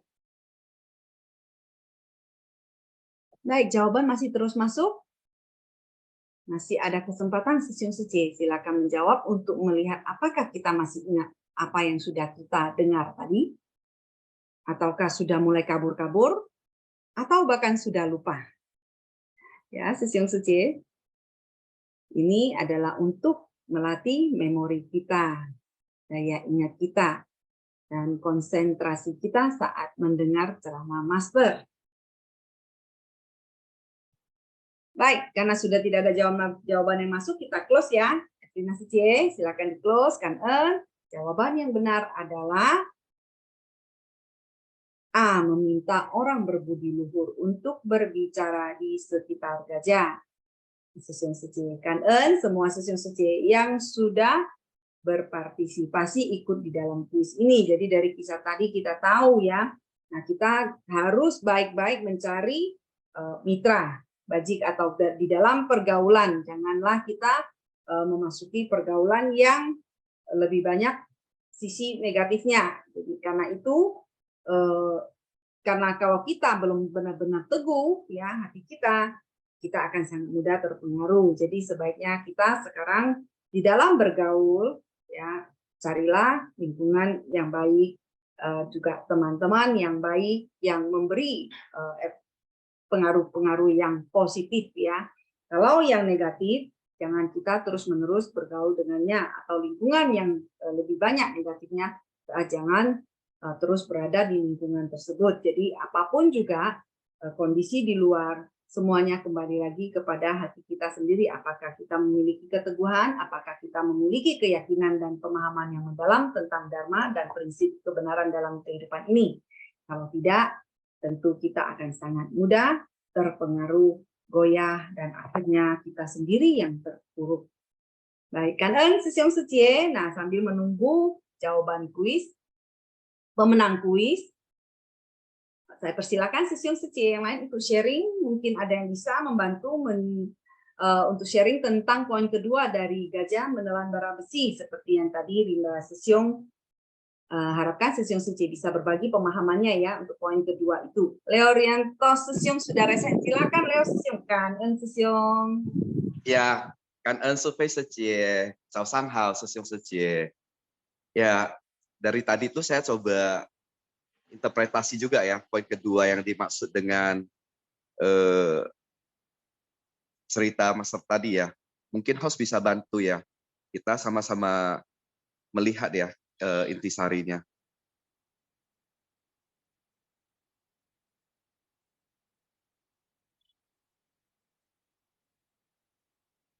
Ya, poin kedua, kita harus memanfaatkan tubuh kita untuk mendalami dharma, bersungguh hati melatih diri, serta melenyapkan noda batin agar hakikat sejati kita itu dapat terbangkitkan. Sebelum meninggalkan tubuh ini, kita dapat memahami kebenaran di kehidupan sekarang. Dengan memahami kebenaran dan bertekad di kehidupan sekarang, barulah kita dapat memiliki jalinan jodoh untuk melatih diri dari kehidupan ke kehidupan. Jadi kalau yang Leo tangkap ya kita ini sulit ya terlahir menjadi seorang manusia ya. Nah, setelah terlahir menjadi seorang manusia itu kita mendapatkan tubuh manusia ini, dan hanyalah yang seperti kita ketahui ya, dengan tubuh manusia ini barusan kita bisa melatih diri. Nah, jadi bagaimana cara kita melatih diri adalah selalu mengingat ya pesan-pesan master ya, bahwa kita itu harus terjun ke masyarakat ya, terjun di tengah kerumunan orang banyak, melatih diri ya, mendengarkan dharma setiap hari, merenungkan dan mempraktekkannya di tengah kerumunan orang banyak. Nah, jadi setelah terlahir menjadi seorang manusia ini, kita tahu ya, kita itu sudah bolak-balik terlahirkan dari zaman yang tak terhingga ya, waktu yang tak terhingga ya. Jadi ya kita itu semua pasti mempunyai kegelapan batin, noda batin, dan lain sebagainya. Nah, seperti halnya Purna Maitreya Putra, ya kita bisa melihat ya, apa yang dia dapatkan, apa yang dia capai itu merupakan hasil dari pelatihan diri yang berlangsung terus-menerus dari zaman yang tak terhingga. Jadi kalau misalnya kita ingin mencapai apa yang dicapai oleh seorang Purna Maitreya Putra, maka kita harus yungsim ya, harus bersungguh hati ya, jangan sia-siakan kesempatan kita yang sudah terlahirkan menjadi seorang manusia ini untuk terus ya mengikis semua kegelapan dan noda batin yang ada di dalam diri kita sendiri ini, sehingga suatu saat kita juga bisa mencapai kebijaksanaan dan terus-menerus menyempurnakan diri kita. Demikian yang saya tangkap ya, Survei Sejaya dan Sesiong Sejaya. Rimba Sesiong Kanen. Baik, kanan ya, Leo Rianto Sesiong. Nah, Rimba Sesiong, apakah kira-kira cukup membantu ya sharing dari Leo Sesiong? Semoga bisa membantu lebih memahami ya. Kalau ada Sesiong Sejaya yang lain yang ingin sharing, silakan. Indra Sesiong, oke, silakan Indra Sesiong. Kanan Sesiong. Kanan ya, Survei Sejaya. Kanan San dan fokus. Saya ingin sharing tentang perubahan si gajah yang cerita kedua. Boleh ya Sejaya? Jadi Boleh. Itu tahun lalu suatu ketika itu pernah saya ditelepon Suceng Sesiong ya. Indra Sesiong, bisa nggak kamu ganti membawakan ini untuk sharing ke melalui Zoom ya, untuk umat Buddha yang tahanan narkoba ya di Medan. Jadi saya pikir ya pas saya ada waktu, kebetulan waktu itu yang bawa memang bukan saya yang bawa di acara ini ya, itu kalau nggak salah Johnny Sesiong atau oleh Sesiong, saya lupa, yang nggak bisa berhalangan ya, jadi saya ganti. Saya pun tidak tahu mau sharing tentang apa ya, rupanya tentang master bercerita. Sekali lah Anda mau pilih yang mana. Nah, akhirnya saya pilih cerita ini, perubahan si gajah ya. Karena saya pernah dengar cerita ini, kemudian saya lihat di penjara itu kan mereka sangat clean ya cerita ini ya, tentang perubahan si gajah. Yang tadinya sangat baik, kemudian karena pengaruh orang di sekelilingnya, kemudian menjadi jahat. Perubahan kedua, dia menjadi baik kembali setelah para menteri pelajari bahwa ternyata akibat dari lingkungan ya. Kemudian dipanggillah orang-orang yang baik itu yang berkumpul di depan kandang gajah, sehingga setiap hari mendengar yang baik-baik, si gajah menjadi baik kembali. Nah, intinya saya pingin ini cerita itu masuk ke para narapidana narkoba ini yang lebih kurang hadir hari itu ada 20 orang, umurnya masih muda-muda, antara kalau nggak salah 17 tahun ke atas sampai 40 sekian aja, sayang sekali. Nah, yang saya mau sharing bukan tentang ini ya. Setelah saya pikirnya kan menjadi moderator ya, rupanya speaker sekalian itu seperti narasumber, saya ditanya Q&A. Jadi ada dua narapidana yang bertanya yang membuat saya kaget. Yang pertama, dia nggak tanya intinya ini ya. Ditanya Sesiung itu tinggal di mana. Wah, ini orang narkoba tanya saya tinggal di mana. Tapi saya harus menjawab. Saya menjawab, oh saya tinggal di Medan Kota, saya bilang. Saya nggak sebut alamat lengkap ya. Dan tidak perlu, saya pikir. Nah yang kedua itu yang bertanya beda lagi. Sesiung katanya, saya punya teman yang sudah keluar baru bulan kemarin ya dari penjara. Nah, kemudian dia kembali ke rumahnya, ke ibunya, dan dia tetap berbuat jahat katanya. Dan bahkan ada yang lebih jahat lagi katanya. Wah, jadi apa gunanya ya? Nah saya berpikir, ini kadang-kadang pertanyaan yang sulit kita tebak timbul dari para narapidana ya. Jadi tidak seperti kita tadi yang kita bertanya dalam sunfas yang itu kan on track ya. Ini bisa keluar dari track. Jadi kita juga harus nggak mungkin kita diam ya. Jadi saya berpikir memang tidak semua orang yang di penjara itu keluar itu lebih baik. Ada identik dengan cerita ini ya. Kalau dia tiap hari mengikuti sekelilingnya yang memberikan input-input cerita yang nggak bagus kayak si gajah tadi. Nah tentunya dia kan keluar dari penjara bukan lebih baik, malah dia tetap melaksanakannya yang kejahatan kemarin atau bahkan lebih parah. Jadi memang lingkungan ya dalam cerita perubahan si gajah itu sangat penting sekali. Saya sampaikan ke mereka, kita kan tidak tahu, mungkin Anda lebih tahu saya pikir ya, lingkungannya seperti apa sewaktu dia di penjara ya.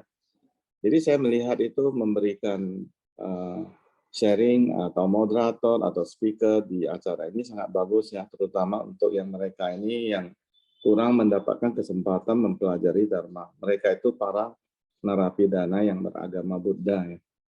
Cuma sayangnya acara selalu mulai jam 11 saya tidak bisa terus mengikutinya karena pekerjaan ya.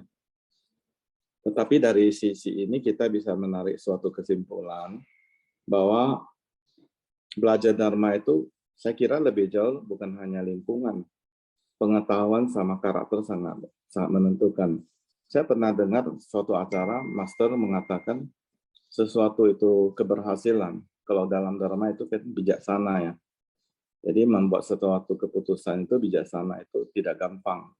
Diperlukan智慧跟品德ya. Jadi 智慧 itu 教育跟品德. 教育 itu pendidikan, pengetahuan kita. Kalau pengetahuan kita tidak seperti sepadan pada kasus yang kita hadapi, maka kamu akan memberikan suatu putusan yang sama. Karena kalau kita kurang pandai, kita tidak mengetahui, tapi mencoba memberikan suatu solusi atau suatu jawaban. Tapi kalau andai kata Anda mempunyai pendidikan yang tinggi, cukup mumpuni untuk menyelesaikan satu masalah, tapi karakter Anda tidak baik, juga tidak bisa.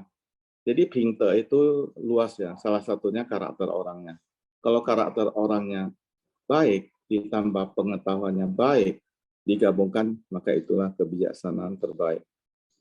Jadi mungkin saya bisa menangkap ya, yang saya sebut tadi, saya kutip dari ucapan Master, lupa dalam acara apa, tapi memang sangat berkesan ya saat sharing di JOM ya, bersama dengan para narapidana narkoba itu yang beragama Buddha. Pertanyaannya kita tidak bisa menduga, kemudian kita menjawab juga, dan ya syukur ya akhirnya mereka bisa mengerti. Demikian Sejeng Suci sharing saya, Kang En. Ya, Kang En Indra Sesiung ya. Jadi inilah dari pengalaman tersebut tentu yang Sesiung dapatkan ya berbeda dengan kita yang memang mungkin tidak pernah berinteraksi dengan mereka yang ada di dalam penjara atau menjalani kehidupan yang boleh dibilang ya dunia yang lebih gelap ini, yang lebih gelap ya. Jadi tentu itu sebuah kesempatan ya buat Indra Sesiung ya, menambah pemahaman lagi dan mengasah kebijaksanaan. Nah, ini sangat berharga ya. Jadi kita menghargai setiap jalinan jodoh seperti tadi yang Master sudah katakan, menghargai setiap jalinan jodoh. Kangen ya Indra Sesiong atas sharingnya ini. Kalau ada pengalaman-pengalaman begini lagi boleh sharing nih. Jadi kita juga bisa belajar dari pengalaman Indra Sesiong. Kangen. Baik, Kangen Sesiong. Nah, ini sudah keluar ya pemenangnya untuk kuis cerita Gajah Menelan Bara Besi. Pemenang jawaban pertama adalah Aini Wijaya Secie dari Medan, yang kedua Leo Rianto Sesiong dari Medan, yang ketiga Indra Ramli Sesiong dari Medan. Kemudian yang untuk kedua Kisah Perubahan Si Gajah, yang jawab kuis nomor 4, yang menang adalah Dewi Secie dari Utara 2. Yang kelima Yomin Secie dari Medan, yang keenam Susanti Wongso Dinata Secie dari Barat 1. Ini Medan borong 4 ya. Jakarta hanya ada 1 Utara 2 dan 1 Barat 1. Silakan. Aini Wijaya Secie, apakah ingin sharing dengan kita? Aini Wijaya Secie.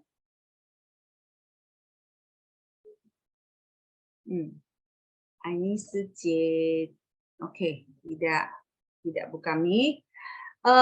Leo Sesiong, Leo Rianto Sesiong, apakah mau sharing lagi?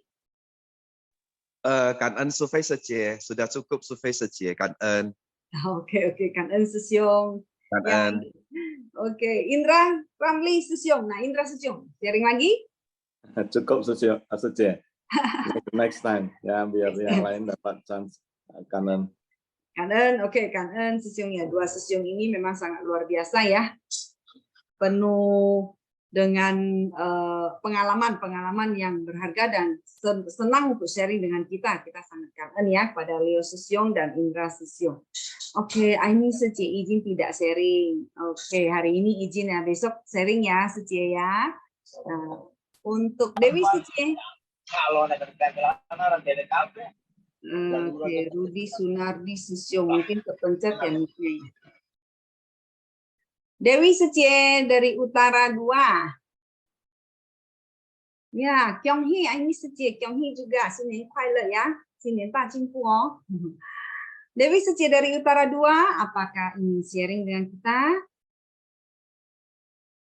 Dewi Secie. Oh, tidak ada ya tampaknya Dewi Secie ya. Yomin Secie dari Medan, silakan Yomin Secie. Nah, ada di dalam Zoom, masih ada di dalam Zoom. Oh, izin nggak sharing juga. Oke, saya pikir hari ini bisa dengar ya suara Secie, karena saya belum pernah mendengar suara Yomin Secie. Baik, next ya, semoga berjodoh saya bisa mendengar sharing dari Secie. Susanti Wongso Dinata Secie dari Barat 1. Silakan Secie Susanti dari Barat 1. Kangen ya, Secie semuanya, salam kenal. Nah, ini pertama kali saya sharing ya. Untuk cerita, mungkin cerita pribadi saya ya. Dulu 4 bulan yang lalu, saya masih baru ya, saya masih AP, pernah mau mundur dari relawan. Kemudian dari teman-teman sesama relawan mendukung saya, memberi nasihat. Akhirnya saya tetap bertahan. Mereka bilang, tujuan awal saya ikut suci itu apa? Katanya, kita berpatokan dari itu saja. Kangen Secie semuanya, Sesiong semuanya. Cauan. Baik, Susanti Secie. Jadi kalau berarti setelah diingatkan kembali tentang tekad awal, Secie tidak jadi mundur ya? Iya benar, nggak jadi mundur. Nah, sekarang semakin bersemangat dong. Iya, semangat, terus semangat. Bagus, benar Secie. Semua orang saya rasa di sini ya, semua orang juga pernah mengalami seperti yang Susanti Secie. Pernah juga merasakan sesuatu yang membuatnya ingin mundur. Nah, kalau saya boleh tahu, Secie boleh nggak sebut tentang kisahnya, tapi maksudnya seberat apa sih hal yang membuat Secie ingin mundur? Sampai saya bisa meneteskan air mata. Itu sakit hati banget. Itu aja. Oke, sakit dari omongan atau perlakuan seseorang mungkin? Iya, benar. Oke, jadi kata-kata ya di sini ya. Iya. Saya tangkap kata-kata. Mm-mm. Ya, benar. Ya, itulah. Jadi Secie juga harus berlapang dada ya. Iya, memaafkan, benar ya, seperti udah saya maafkan, udah saya maafkan. memaafkan ya, Hmm. dan sangat ini ya, sangat bersyukur ya, untung ya Sece tidak mundur. Kalau Sece mundur berarti Sece yang kalah ya. Iya, benar. Iya. Dari sini saya untuk berlatih tentang mungkin saya masih ada yang salah untuk apa segala macam, saya berlatih terus dan berlatih lebih baik dan menjadi yang lebih baik. Ya, benar-benar Sece. Selamatlah Sece ya. Sece berarti sudah maju selangkah lebih maju lagi ya. Kalau kita tetap ingat, makanya Master bilang kepada kita, kenapa kita harus ingat bahwa kita kesini membina diri. Ya, kalau kita tahu kita membina diri, tentu apapun kondisi tidak menyenangkan yang datang, kita selalu pertama introspeksi ke dalam. Ya, saya sangat kangen banget sama teman-teman yang terus agar tidak mundur. Selalu selalu memberi nasihat, selalu menghibur saya. Saya sangat kangen banget dengan teman-teman saya yang di HB1. Ya, ini adalah jodoh baik, mitra bajiknya Suci. Ya, betul ya. Jadi di dalam pembinaan diri ini kita butuh mitra bajik, dan semua orang memiliki mitra bajik. Asal kita mau kita menyadari dan kita mau menerima mitra bajik tersebut, tentu kita akan jalannya lebih enak. Sangat kangen Susanti Suci sudah bersedia sharing ya, tentang pengalaman Suci. Ciao ya Suci, terus semakin maju ya. Iya, kangen Suci, luar biasa. Iya. Survei Suci, boleh saya tambahin nggak? Oh boleh, Suci silakan. Ya, kangen ya Susanti Suci juga sharing ya. Ya, sesungguhnya kita semua itu pasti ya mengalami banyak cobaan ya di pelatihan diri kita ini ya. Saya selalu ingat ya, pegangan saya adalah ceramah dari Tevan Sefu ya. Katanya itu ya sesungguhnya semua orang itu juga mempunyai kapasitas yang berbeda ya, termasuk kita sendiri ya. Kebijaksanaan itu tidak langsung kita dapatkan ya. Kebijaksanaan itu banyak ya kita dapatkan dari hasil tempahan diri kita sendiri ya. Jadi kalau misalnya kita mendapatkan cobaan, ya pelakuan yang tidak baik, hinaan segala macam itu, ya kita jangan berhenti ya, karena yang kita jalani itu adalah pelatihan diri kita sendiri ya. Karena semua orang itu juga pada dasarnya itu melatih diri. Jadi kalau kita mundur itu, dan kita kalau menganggap orang yang berbuat yang tidak baik terhadap kita itu gara-gara mereka itu kita mundur, artinya pelatihan diri kita itu yang mundur. Nah, mereka sendiri itu mungkin pada saat ini tidak menyadari ya apa yang mereka lakukan. Tetapi mereka tidak mundur. Seiringin dengan waktu, nah orang yang berbuat yang tidak baik terhadap kita itu dia makin maju, dia makin bijaksana, dan dia makin menjadi orang yang lebih baik. Sedangkan kita jalan di tempat dan kita mundur. Nah, pada akhirnya nanti ya yang mengalami kemunduran adalah diri kita sendiri. Nah, orang tersebut itu makin maju. Jadi tetap ciayo ya, banyak ya. Memang banyak keadaan itu bisa membuat kita itu tidak enak, tidak menyenangkan, tidak leluasa. Tapi inilah hidup ya. Kita sangat bersyukur ya tiap hari itu, tiap pagi itu bisa mendengarkan Dharma. Dan seperti hari ini saya banyak mendapatkan petikan-petikan ya, yang membuat saya itu semakin sadar dan saya itu semakin yongsim dan bersemangat untuk mendengarkan Dharma. Jadi ciayo ya Susanti Suci. Kita sama-sama ciayo kangen Susyong Suci. Kangen Susyong Leo. Baik, kangen ya Leo Susyong ya, semakin menyemangati Susanti Suci ya. Kita Susyong Suci semua, kita di sini sama-sama semakin ciayo. Kangen sekali lagi Susanti Suci, Leo Susyong. Sekarang saya ingin mengundang Joni Susyong. Joni Susyong tadi sudah raise hand. Silakan Joni Susyong untuk buka mic sharing dengan kita. Ya, kangen ya Suci ya. Soal ya Suci semua. Ini tadi wah sharingnya bagus-bagus semua ya. Ini kalau saya umpamakan ini kayak Susanti Suci ini mungkin hampir sama ya seperti yang tadi dicerita di yang kedua ya, perubahan si gajah. Jadi satu sisi mungkin dengar yang baik atau dapat perlakuan baik, maka akhirnya batin tergoncang ya. Memang jujur ya, kalau saya sendiri juga saya pernah ngalamin ya, mungkin kalau yang sudah pernah tahu ya. Bahkan saya sampai bisa dikatakan hampir 3 kali saya akan mundur dari suci. Ya. Sampai punya satu niat yang benar-benar buruk.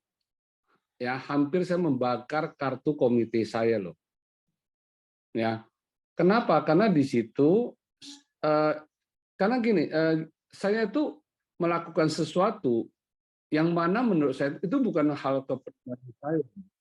Ya, tapi saya melihat ada sesuatu yang sepertinya kurang adil.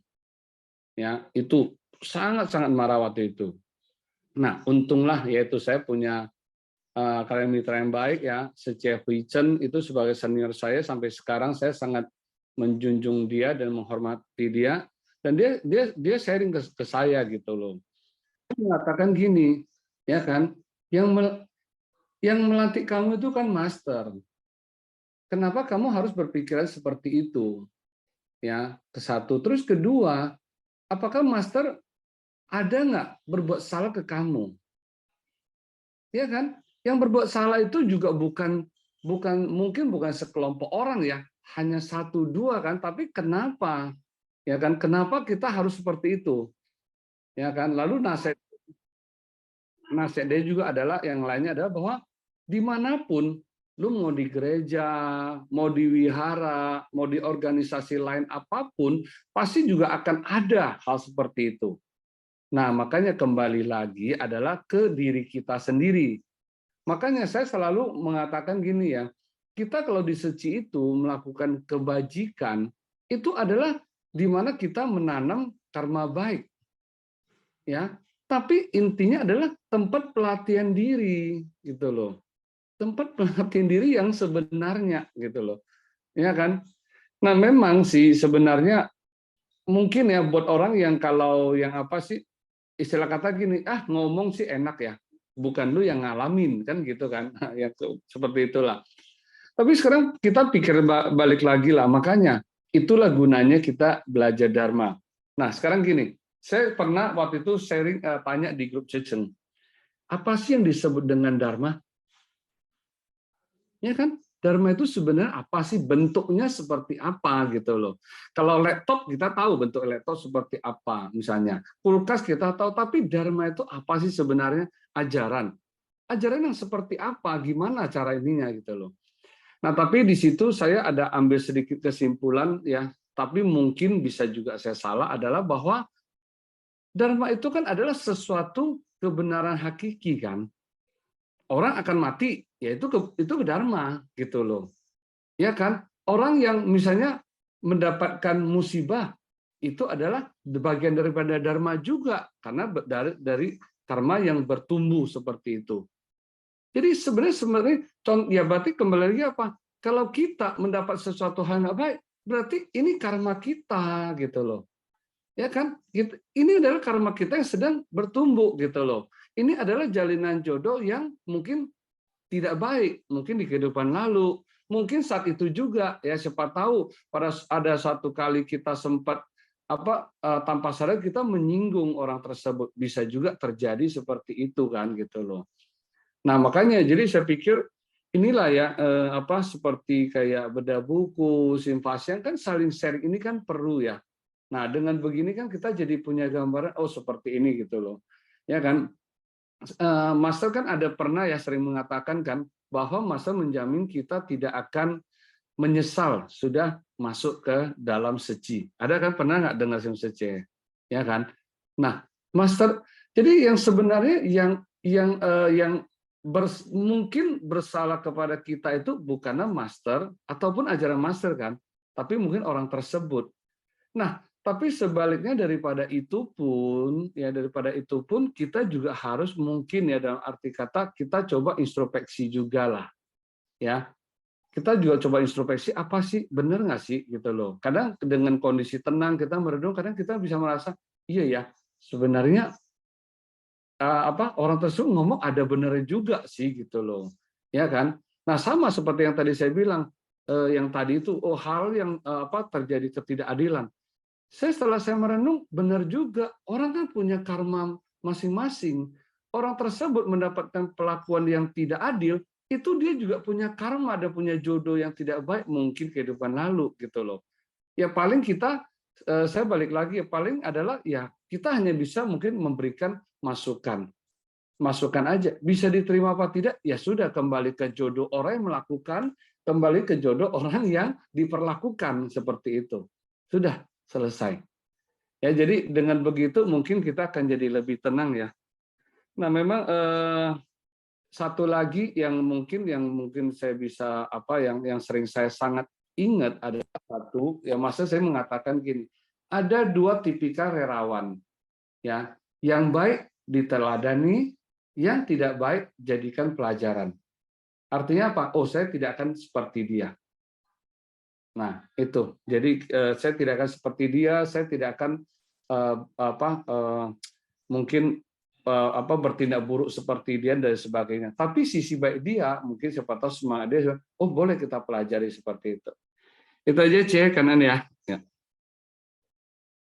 Ya, kanan Joni Susyong ya, benar ya, seperti yang Master juga pernah bilang ya, sebenarnya yang buruk datang itu ya, sesuatu hal yang buruk atau orang buruk datang itu adalah untuk membantu ya, membantu pencapaian pelatihan diri kita. Jadi kanan ya Susyong tadi sudah sharing, nah kita harus menyadari bahwa jodoh buruk ataupun karma buruk itu semua adalah buah dari yang kita lakukan sendiri ya, sebenarnya adalah buah yang sudah kita tanam sendiri dari kehidupan lampau. Jadi harus diingat mitra buruk atau kejadian buruk itu juga adalah untuk membantu ya pencapaian kita sendiri di dalam pelatihan ini. Karena Joni Susyong tambah sedikit ya. Boleh? Kan waktu ada tema pemberkahan akhir tahun kalau nggak salah di 2018 kayaknya ya, kan ada kan mowang na inin, mowang na iren, mowang na inin, ya kan, jangan lupakan berarti tahun itu ya, saat itu ya, jangan lupakan orang saat itu. Jadi siapa yang kalian mitra kita yang membimbing kita, dan jangan lupakan niat saat itu ya, di mana ya tadi kan Yesus tadi ada bilang ya, niat kita itu sebenarnya apa sih, kondisi batin kita, itu aja. Kanan Cie. Ya. Kan Joni Susyong ya, kita harus selalu ya senantiasa mengingatkan diri kita, apa tekad kita, apa niat kita. Jangan karena seseorang atau sesuatu hal kemudian kita melupakan tekad kita. Seperti tadi Joni Susyong bilang yang benar ya, Mitra Bajik Susyong mengatakan yang tidak baik dengan kita itu kan hanya 1-2 orang. Kenapa kita menghukum diri kita sendiri ya, menghukum Master lagi. Oke, kan Susyong. Silakan Sally Sucie. Sally Wijaya Sucie. Nah, Sucie. Wah, sempat udah lower hand masih lihat kanan supaya Sucie, kanan Sucie. Ini waktunya sudah, sebenarnya tadi yang mau saya bilang sama kayak Joni Susyong, tapi saya tambahin 1 aja dan 2 detik. Jangan salahin orang, salahin aja ex kamu. Itu sama dengan ex kamu yang lakukan itu semua. Orang ngatain kamu hari ini ex kamu, misalkan Sally, salahin ex Sally. Jadi previous Sally yang dulu, itulah yang pernah lakukan. Jadi rasain tuh, marah harus begitu. So bagaimana? So, jangan lagi biarkan future Sally yang akan datang, mengalami hal yang sama. Sekarang, jalinlah jodoh baik, agar bisa chen fo. Itu aja Sucie kanan, Cawaan. Kan Sally Sucie ya, Susyong Sucie, 1 tips lagi mengingatkan ya. Jadi kita memiliki diri kita yang lampau. Nah, itulah diri kita yang lampau yang masih penuh kebodohan yang telah melakukan. Sekarang diri kita yang sekarang ini yang harus menerima buahnya ya. Jadi kembali lagi tidak usah pupi kuai tian kuai ti lah ya. Kuai lai kuai ci ya kuai ziji. Kanan Sally Sucie. Baik, selanjutnya. Cawaan Sucie. Oh, Edi Susyong, silakan Edi. Iya, Cawaan. Saya juga hampir mirip sama Susyong Joni ya, ketua saya. Saya dulu mau balikin baju Sucie. Saking. Nah ini yang dihukum itu adalah tahu tiepan, orang bilang tahu tiepan. istilah kita. Tapi ya itu satu apa ya?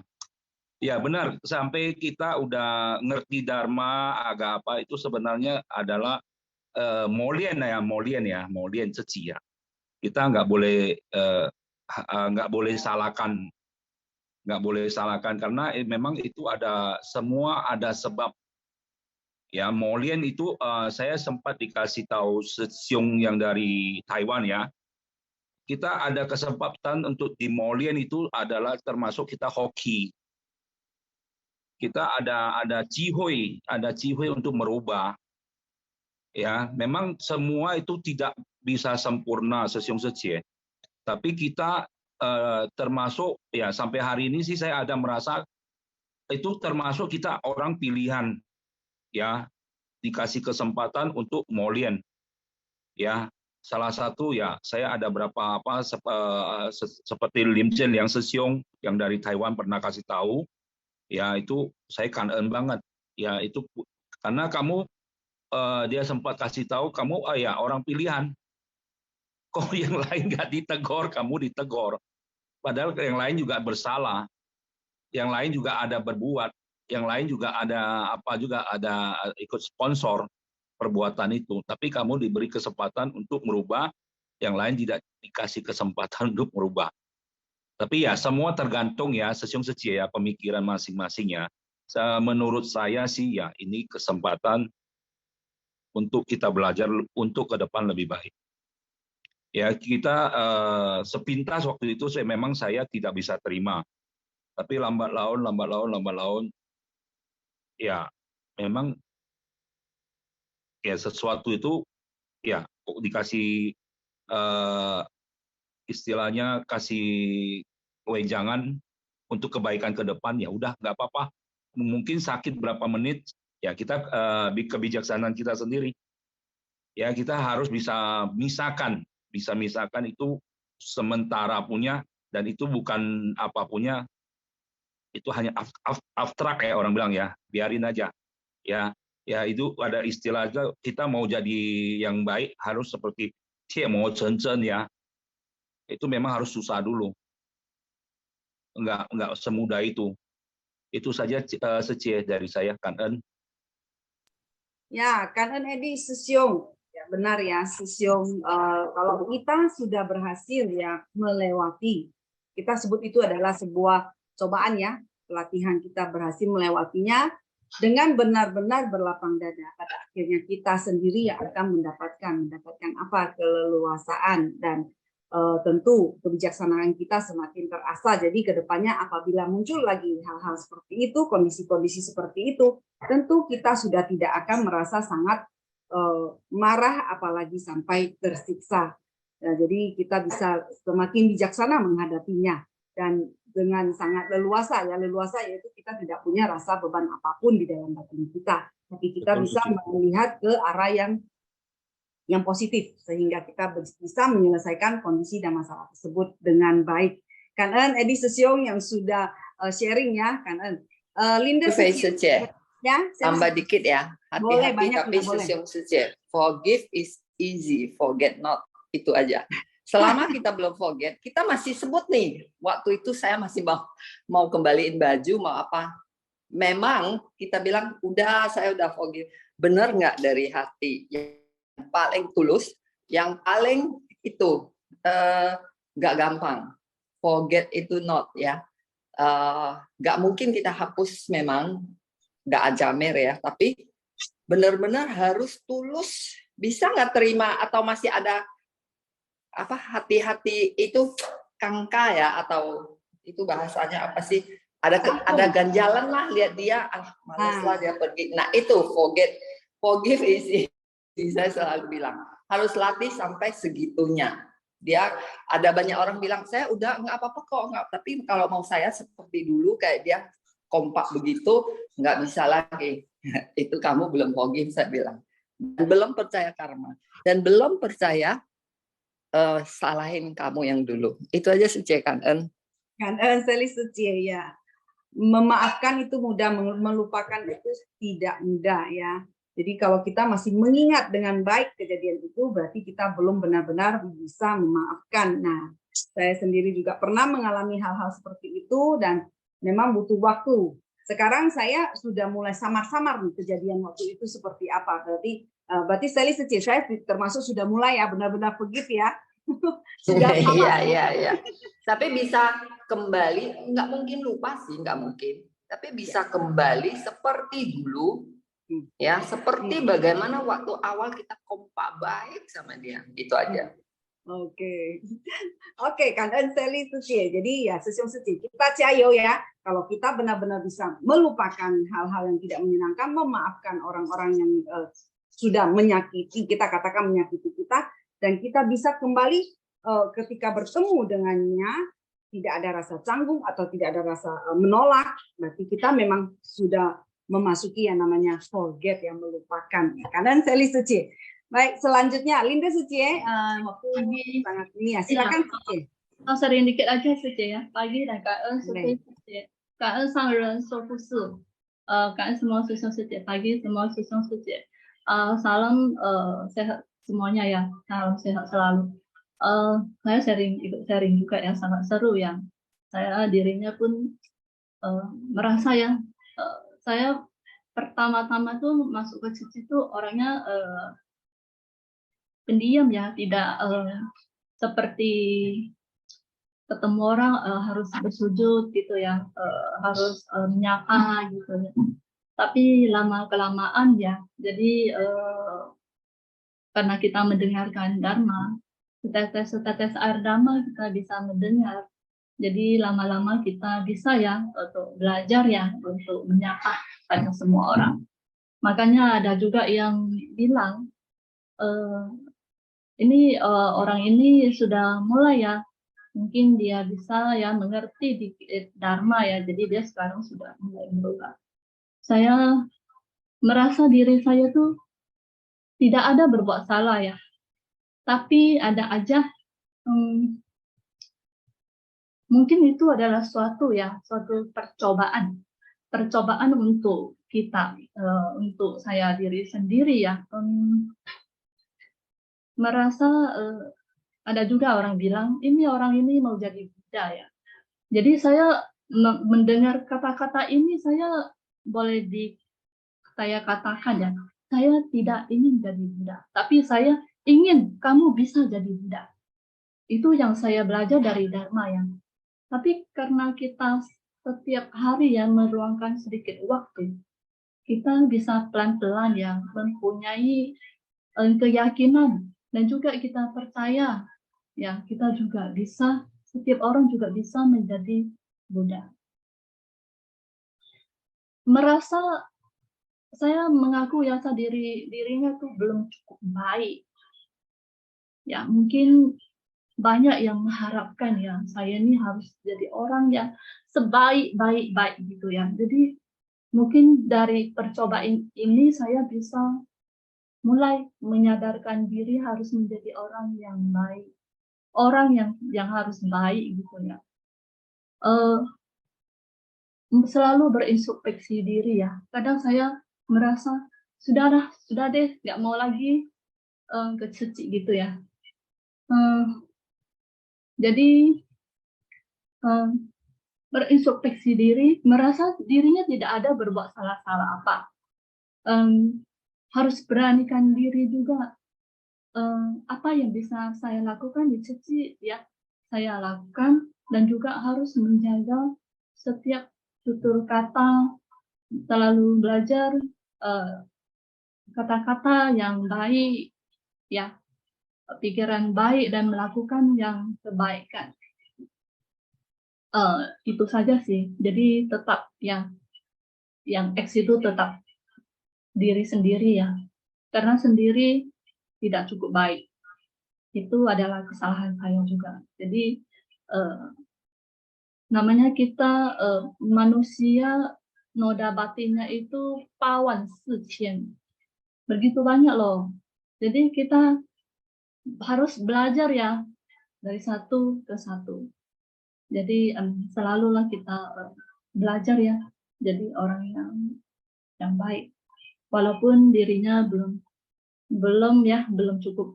cukup baik. OK，感恩师母，师兄姐姐。 Karena Linda Setie, ya. Jadi pada akhirnya yang paling penting adalah kita mau ya berintrospeksi ke dalam diri kita sendiri. Kita harus bisa menaklukkan yang di dalam diri kita sendiri ini. Ya, kadang-kadang memang kita tidak sadar bahwa sebenarnya kita sendiri tentu memiliki banyak kekurangan atau hal-hal yang bisa juga membuat orang lain tidak senang. Tapi kalau kita punya keakuan terlalu besar, kita tidak akan mau menerimanya. Jadi kalau kita yang berpikir selalu setiap saat introspeksi diri, maka itu kita sudah mulai mengikis keakuan kita. Kangen sekali lagi Linda Setie atas sharingnya. Kangen semua Sisyong Setie yang hari ini sudah sharing ya, baik pengalaman ataupun dharma-dharma yang sudah didapatkan. Ya sangat pagi ini sangat berlimpah ya yang kita dapatkan. Kangen sekali lagi semuanya Sisyong Setie. Jadi kita tutup Xingfa Xiang pagi ini dengan silakan berdiri kita memberi penghormatan. Tangan beranjali. Mari kita memberi penghormatan kepada para Buddha, Bodhisattva, dan Master sebanyak 3 kali. Penghormatan. Penghormatan kedua. Penghormatan ketiga. Kangen Sisyong Setie semuanya. Kangen kepada tim Xingfa Xiang, kangen Evina Setie. Sampai bertemu ya besok pagi.